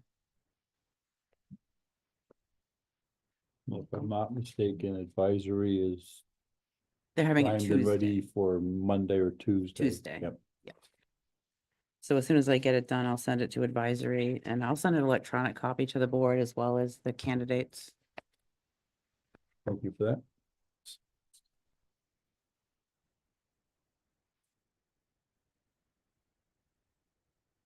Mr. Chair. Mr. Curry. If we moved on from budget and are talking warrant, I did have a chance to read I don't have any questions on the new warrant articles, and I appreciate the planning board, submitting their recommendations. I did want to I did want to at least have a quick discussion about Article 7. We had a really good discussion last, meeting, I think it was the last meeting or the meeting before, about what the design of this Article 7 is trying to do and the language is the same from when we saw it before, but I thought we were talking about it as we need to at least go to town meeting to say, can we measure the potential of making a 20-foot wide easement for the potential, assessing the value and potential use of. I thought that's what we were trying to do.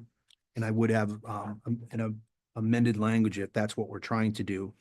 Or if we're trying to, the article as it stands right now is truth in lending, meaning, action item surplus, not to measure the potential, but to Yeah. actually surplus. Right.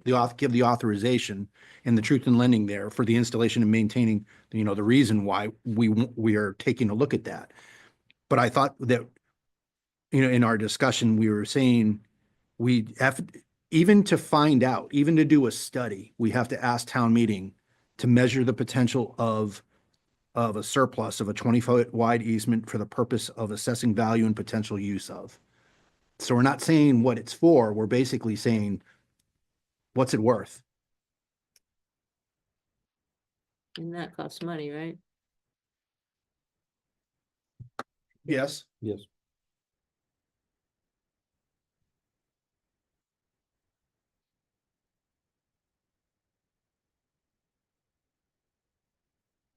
But Terry, sometimes those are indirects.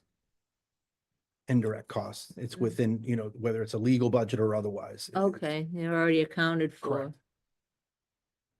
Then I agree with you. That was to me, that was the conversation that we had was to see. Yeah.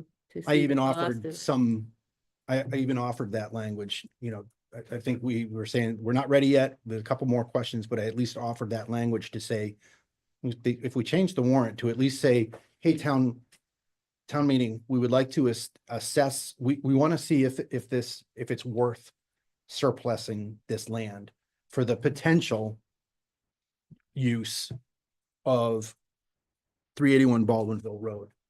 Yeah, we're not saying because there happens to be a permit right now. On the other side, Development Services said that they got the non-conforming permit approved. The actual, yeah. the project that's talking about it. So I think you can still separate the two to say, whatever that developer is doing, you know, they are watching because they want to assess the value. If we come back and say there is value in it. So then the new board would bring it to fall town meeting? No. If you recall, the gentleman, they would only act if it was profitable for them to go across that easement.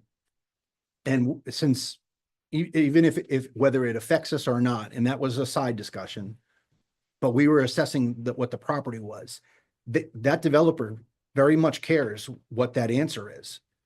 If we say it's worth $5,000, yeah, they're going to be interested. But if we say it's worth $1 million, and I believe that was his example when he was describing this, then that becomes a non-starter, and then they wind up going the private sewer route,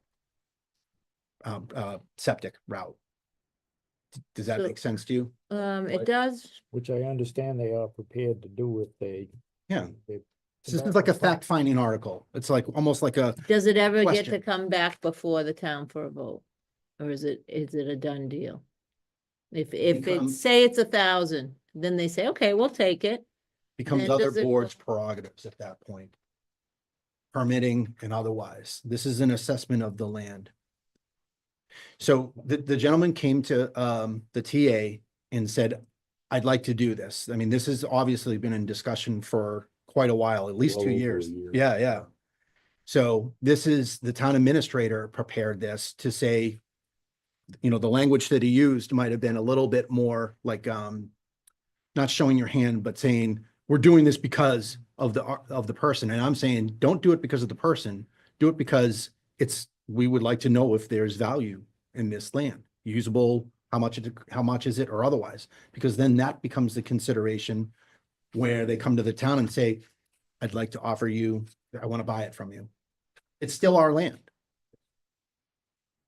My understanding, the last presentation, this was, the NOI was gone forward. We were waiting to hear back from Mass DEP, who has since come back with a ruling. But I still think this is the cart before the horse, because before we get to this phase, the developer has not yet done everything on their end with the proposal on what they're looking at. So I don't know if the timing is right to put this on a warrant right now. And I'm kind of in a quandary. You know, this might be a fall town meeting. I'm not certain. And town meeting could have lots of questions because it's, you know, it's, you know, if it's not in the article itself for the purpose Yeah. for trying to figure out, the town's trying to figure out whether it's worth money or not. Yeah. Well, is there a reason for that? Yeah, the developer came and said, what's that worth to you? I'd like to do something with it. That will come out during the discussion of it, and then town meeting can vote and say, no, I don't want you to. Town meeting, their voice could say, I don't want you to find out if you can surplus that or not. Leave it alone. So Or they leave could say- the article as it stands. No, I think it's too much action in there. I think you have to use, to measure potential of a surplus.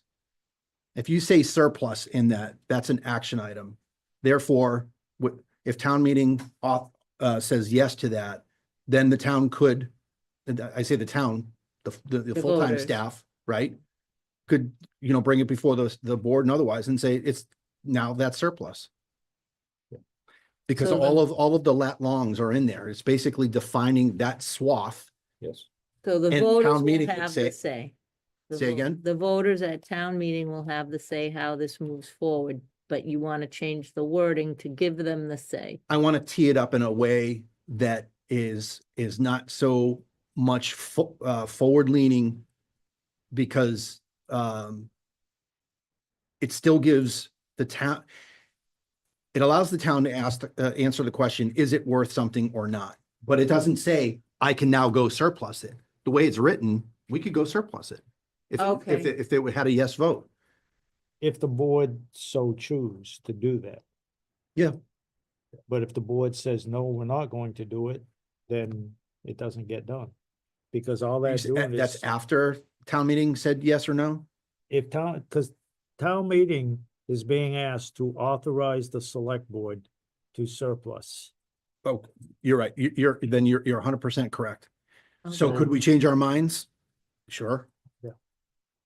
They're Just only, giving they're us- giving it's not a go do or shall. It's giving the authority. So we're asking the town. It's asking town. That's the way it's written right now. To give us, yep. I'm Say saying it's you can written right rewrite it. now, but Mike is saying he's proposing a different verbiage. Call it the fenced approach. I'm basically saying town meeting gives the authority for the select board to find out if it's worth something. And the purpose for that is for further potential use. We're authorized to do it, but we don't have to do it. So even if you changed it to say, measure potential of to surplus, a 20-foot wide easement, and then kept the language installing, maintaining sewer piping and manholes, how do you know that that's what the town could, that you're basically narrowing it down to say, if you do find you can surplus it, then then the town meeting saying that's the purpose you did it for. I'd rather say measure potential of the purpose, measure potential of a surplus, the 20-foot wide easement for the purpose of assessing value and potential use of. You're basically doing what the developer thinks that we are doing is, how much is it gonna be worth? And that's low risk to the town. It's not authorizing anything. It's not saying that you can surplus it. It's basically just saying, finding out, can you use it? And how much does that land, what's the value of the land? So basically you would say select board for the purpose of assessing the value and potential use of, instead of to surplus, That's correct, a 20-foot wide easement. correct. What would the funding source be to have it? I think it's Phrased. indirect. We did have that discussion. I think it's an indirect. I think it's within with whatever department would have the go do. Whether it's legal or DPW. As part of services. But that's not in their budget. Well, I mean, for services, they don't give us a line item of all the different services. They may have, like generalities of their services. Something, I mean, some of them they do. They say, this company costs this much for this company costs that, but they're doing it on this is what I think it's gonna cost. So Mike, through you, Mr. Chair, so would we have to come back at fall town meeting and authorize us to surplus? Only if it was finished. And if a collective full-time staff said, yeah, this isn't worth anything, but you can't build on it, or otherwise understanding the NOIs out there, but at least allow the town's full-time staff to say, hey, it's worth this much. Mm-hmm. And then bring it back to fall town meeting to see if they'll allow us to surplus it. Well, that's up to the board then to say, again, the developer and the then town administrator were working on this. If the answer to that question is it's $1 million, Yeah, he's it gonna. probably will not, Right. like that developer is probably not going to ask for it to be surplus and it's going to stay as is. Does that make sense? If it comes back as worth $10,000 and, there was appetite for it and the board wanted to put it on the warrant, then at that point, that's where you would say it, like the sale of any town land. You put it on there to say, this is what the consideration is. And if it fails at any wording, if this fails at any wording, We don't do anything with it. then nothing goes, nothing gives. It's a failed vote. the failed vote, so nothing happened. About The answer. that. Okay. Do you have a proposed language change? I do. Yeah, I'm sitting here trying to craft one and I can't come up with the words. So it would say to see if the town will vote to authorize the select board to measure potential of a surplus of a 20-foot wide easement for the purpose of assessing value and potential use of the property known as 381 Baldwinville Road owned by the town of Templeton. And nothing else on the lat long would change because it's basically just the action is to measure the potential of a surplus, find out what assess value and potential use for. So that's the only authority the town meeting is giving, is so whatever town board, commissioner, committee, or the full-time staff had the authority to then go find it, assess assess the value of the land. Could it could be done in-house, maybe. We're good at assessing land.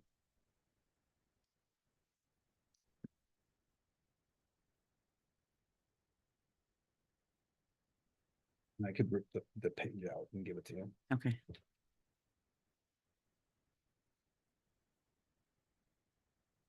But, But that's just one article. I just, that was the only thing that I'm happy with the warrant all the way through. All numbers, but that's the one Yep. I think we had a sticking that point. was the one I had questioned, and I Yep. went back and looked through the info that I had as well.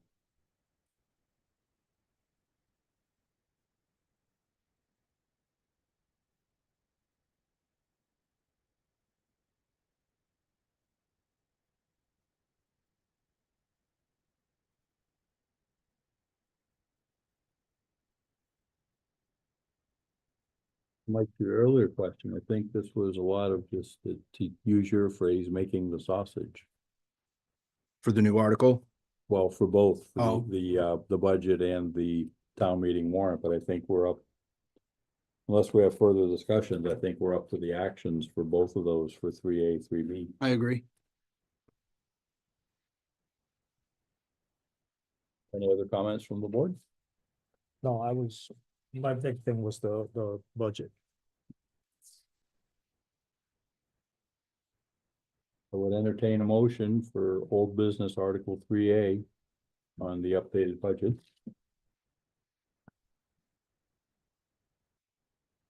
Mr. Chair, Mr. Curry, I would make a motion to approve the updated budget Second, as presented. Yeah. have a motion with a second. Any further discussion? Second call, any further discussion? Hearing none, we'll bring that to a vote. Ms. Griffis? Yes, yes, Bennett, yes. Mr. Curry? Yes. And I vote yes as well.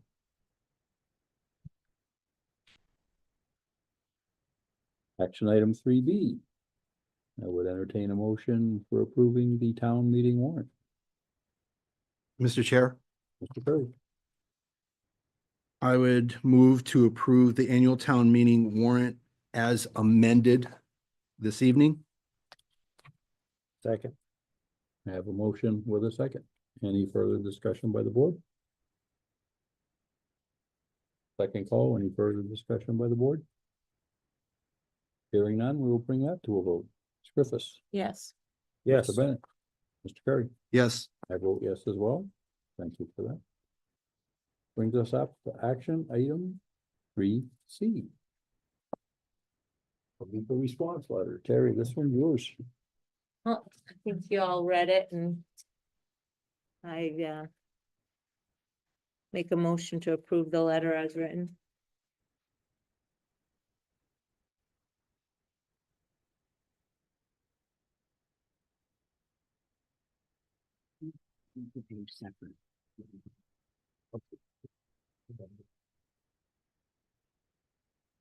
You can read it out loud. I'll second for discussion. Okay, motion made and seconded. Any discussion? Terry, you want to read that one out? You want me to read it out loud? Yes, please. Okay. Dear, This is the final with the, yes, sir, yeah, the Okay. stamp, yes, Okay. sir. Dear Secretary Tepper, greetings from the Select Board of Templeton. As you may know from previous correspondence, we represent the residents' long history of fighting to maintain clean air, safe drinking water, and land free from chemicals.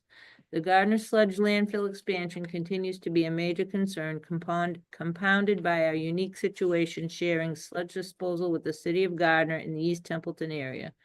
Our Conservation Commission is following the City of Gardner's Conservation Commission enforcement order on discharge of a large amount of sediment and some sludge from outfall pipe number 2 to the bordering vegetated wetland. I sent you the recent pictures from March 6th in a previous meeting. They were in your packet. You had the pictures of those.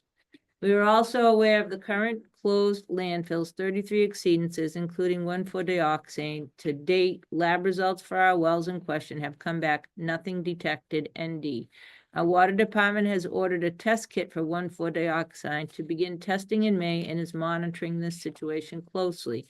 There is nothing to our knowledge with regard to private wells. The residents in question may not know what to test for. Response Templeton #1 that they gave us in, you had the letter, it was in several different packets. The letter repeatedly was in several different packets. The technical certainties of this project are questionable. The DEIR describes an elaborate stormwater management system in Chapter 6, stormwater, with the comment, no significant adverse impacts to wetlands are anticipated. This does not fulfill the city's responsibility for mitigation. Section 6.4 lacks substance as well, and in the event of an actual failure to stormwater, Section 6.7 impact summary statement quoted below is dismissive as well. The increased capacity of the project to manage stormwater would limit potential pollution or sedimentation of downstream water resources and present impacts to the surrounding natural communities. Therefore, there are no stormwater-related impacts anticipated with the project. Maybe I should have pointed out that word. Limit does not mean eliminating altogether, and potential indicates there's still a risk. In the event of a contamination, the Select Board will hold the City of Gardner responsible for the cleanup or relocation of our wells. Again, Templeton Response 01. Once again, Templeton's concerns are not adequately addressed and give the impression of cut and paste. Most responses reference Chapter 5 groundwater and referred to CH1102 and CHI103, all of which do not answer the questions and concerns that were raised. There are numerous references found throughout the report with the same inadequate responses to many serious concerns. For example, Chapter 5 of the DEIR references a 1984 report that was not available for review. About tracking air quality, we find sections 7.7 and section 7.8 to be antiquated. This project fails to utilize available technologies for odor detection to prevent people from getting sick. Automated detection systems which report or track air quality measurements such that the city would be required to take immediate action without relying on or putting the public at risk should be in place before gaseous odors become a problem. Consider Mass DEP's control of odorous gases at Massachusetts landfills in support of 310 CMR 1900. I guess 1900, solid waste management regulations. Page 14, Roman numeral 8, recommended management practices. The DEP itself states that their recommended management practices may evolve over time and the landfill owner operator may be required to take further actions beyond the RMPs to resolve persistent odor problems or H2S problems at a landfill. Overall, we find this report to be inconclusive and dismissive of our concerns regarding risk mitigation. Based on the multitude of issues and questions that still exist, the DEIR must not be certified. We continue to work to resolve these issues to keep our residents free from potential threats to their drinking water, wetlands, and air. Thank you for your attention to detail in this matter. So what this letter does, in case I forgot to say, which I probably did, is if it does, the DEIR doesn't go through, then they're going to issue another response. but there's not gonna be a comment period afterward. They're gonna answer our questions, but I believe there's not gonna be another, it's not gonna drag on forever, ever. They're just gonna answer our questions or answer this letter, and then I believe that's it. So this is our last chance, and it was recommended to me by, oh God, I forgot who I was talking to, probably somebody on the boards, that if we don't get the letter, and it's too important not to get it in, and that if we ever need to consult an environmental attorney and this doesn't go in, that might not help us at all. And it is recommended that we put it in our budget to consult an environmental attorney.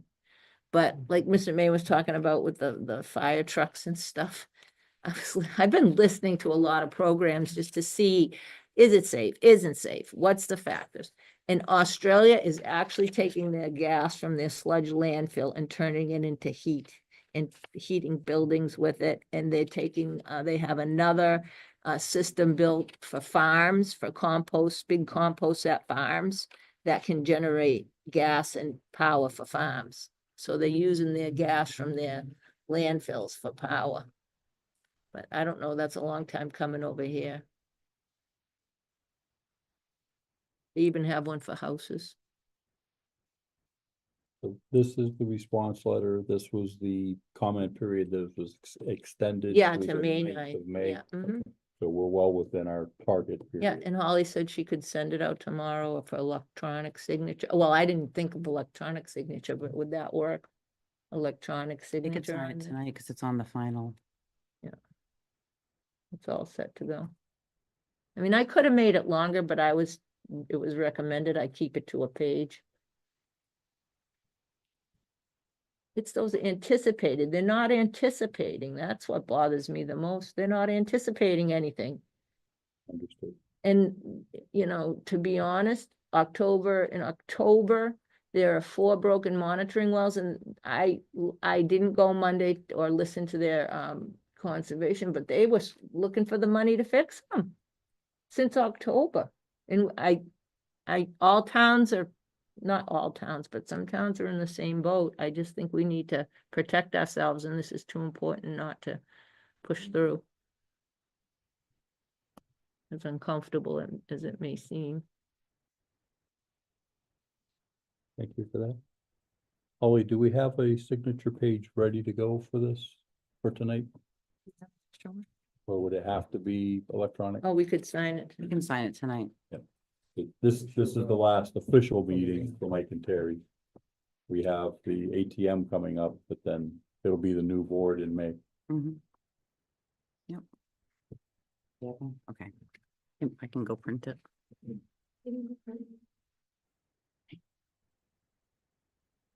you have one? I think it's on my computer. Mr. Chair, Mr. Curry. I support Terry's effort. I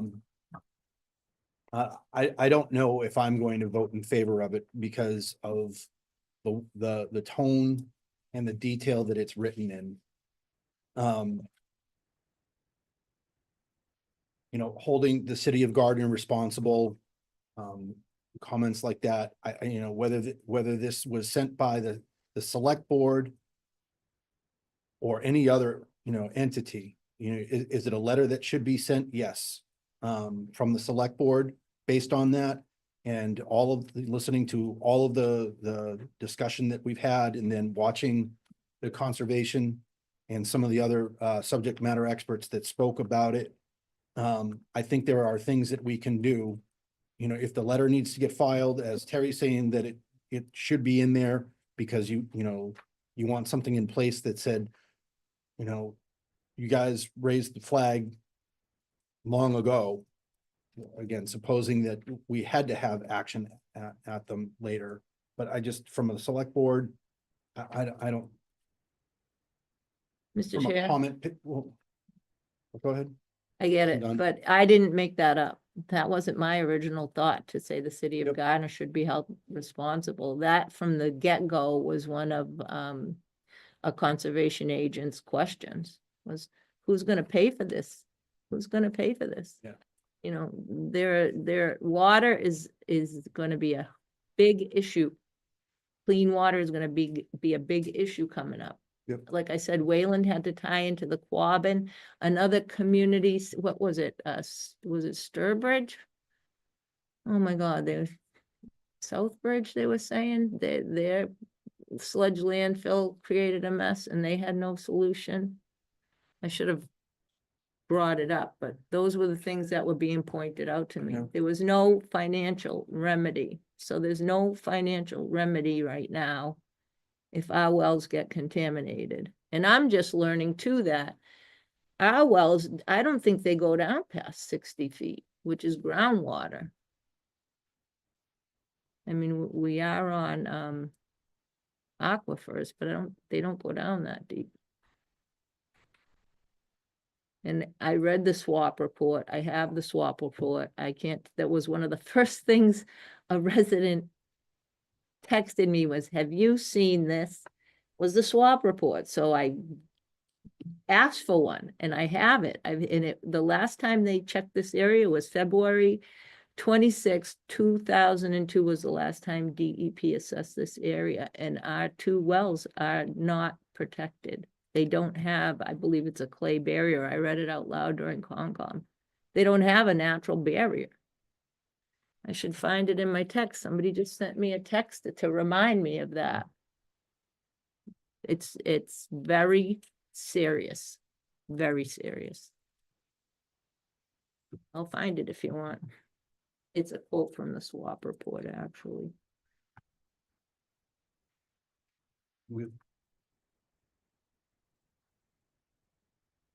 mean, we just struggled to put our budget together. We did. Mike, I understand your comment and your concern, way back when we started with these in the initial letter, and then I signed one as the chair back in 22. I remember Mr. Russo sitting in the medium warm seat talking to us, and it was our initial letter that got the attention of Mass DEP and kind of kickstarted this whole process. So we did have. I agree. And some strong insight on how this process has Right. been playing out and unfolding. I did read I did read the entire report, and, I took it upon myself to be able to come up with something, my background and Homeland Security, and I gave all the Water Department, Development Services and Emergency Management Director, I gave them, here is a draft. They recommended that we be prepared for that, for all of the different things that we should be looking at, and that were mentioned by Rich Curtis in the Concom meeting that Terry went to. And the initial report that I got from them is, this is great. Does it reduce the risk that Terry and Joanne had been talking about? From their perspective, no, because it's all, you're always going to be at the highest point of that risk cube. You want to believe it's high likelihood and catastrophic. That's like that's the corner cube of risk assessment or hazard assessment.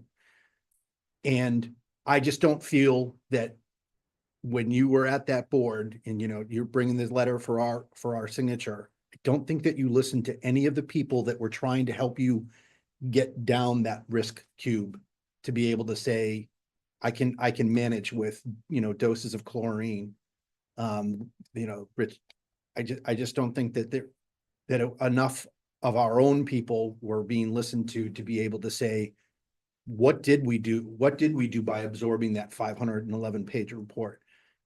I'll finish right now, but with what I started with, I think a letter in this form should go in as many letters, like you said, that other people, anyone can write in, anyone can have a comment period. But should this letter go in? Yes, I don't know if it needs to be the follow-up to our original. Can they, I didn't ask him, but can he treat PFAs with chlorine? What if it has PFAS in it or PFOAs? You don't know what And they're gonna find. dioxin 1.1,4 is an industrial solvent. So it's trying to say something, but it doesn't match with the other thing. Like when Scott was trying to to get you guys to understand, a solid landfill that may have more industrial solvents, that's Right. more of a concern, but that's not what we're trying to expand. We're trying to, the human waste sludge landfill that has different kind of contaminants that he was telling you that he could. I'm not saying that everything that they said erases all the risk. I'm just saying, I don't think we paid attention to enough things that we could do in our own community to be able to react to that 511-page report. Should this letter go forward? Yes. Does it have a couple of legal things in there, I think, that winds up putting the legal or even cooperative, you know, how does Gardner look at this? Like we 150 households, sludge goes to them, but we're saying we don't want you to be able to fix. You know, that's essentially what That was Gardner's leadership hears. you said Rich Curtis is the expert. He said that. He said Gardner should pay. I didn't make Well, what that about up. our, I mean. I so did if not, they say, I did "All not right, make that up on okay, my that's own. great. 150 listened of your to people. customers now have to get their own septic because we're no longer going to, we just fixed the problem. We're going to shut off East Templeton. Now that's crazy. I mean, I'm not an expert on those kind of things. I'm just trying to say it is a cost share environment, and for what they need to do right now, I don't know what the expense is for trucking it out, but that's the only thing they can do at this point. So it becomes a NIMBY problem because someone else has to have. a I landfill that can disagree. take it. I don't think they've done enough study as to alternatives.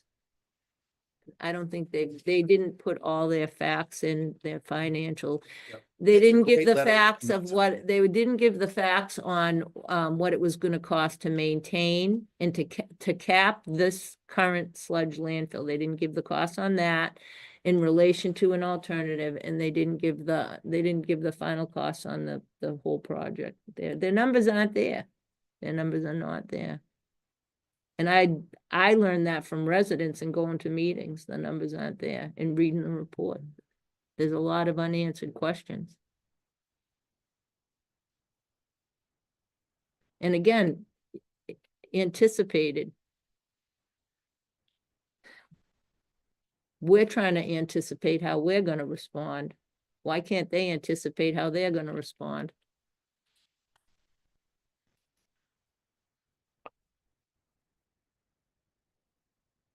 I understand.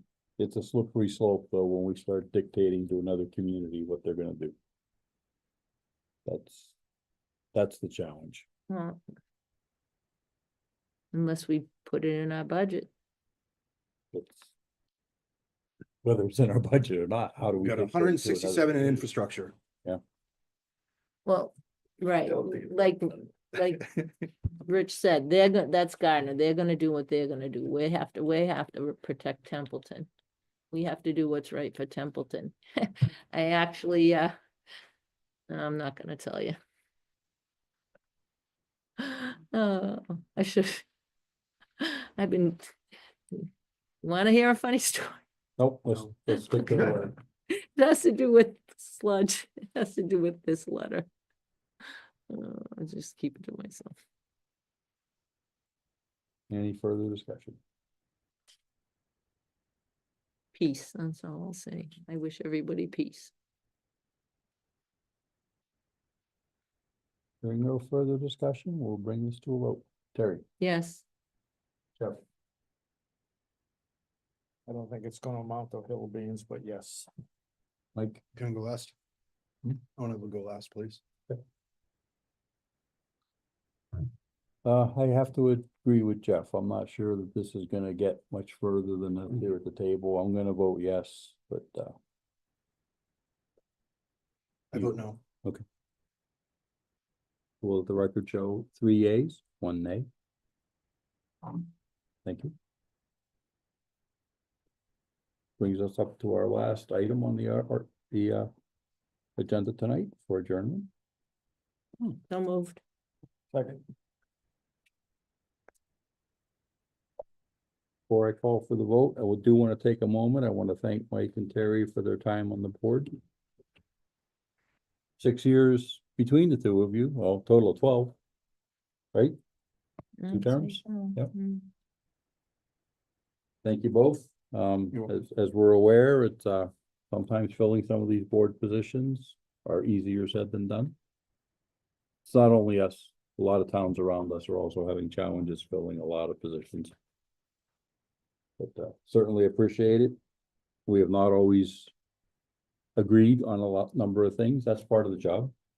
But I think at the end of the day, we've had a lot of collaboration. We've had a lot of very interesting and adult conversations, and I think we, at the end of the day, have done a lot of great things for the town and keeping things moving forward.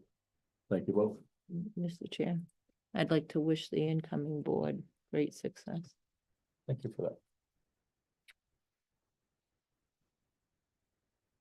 Count down to town meeting. Count down Let's the go. town meeting, or count up. That's how we read the letter. Comments? There are no further comments. Vote for the adjournment. Terry. Yes. Yes, Jeff.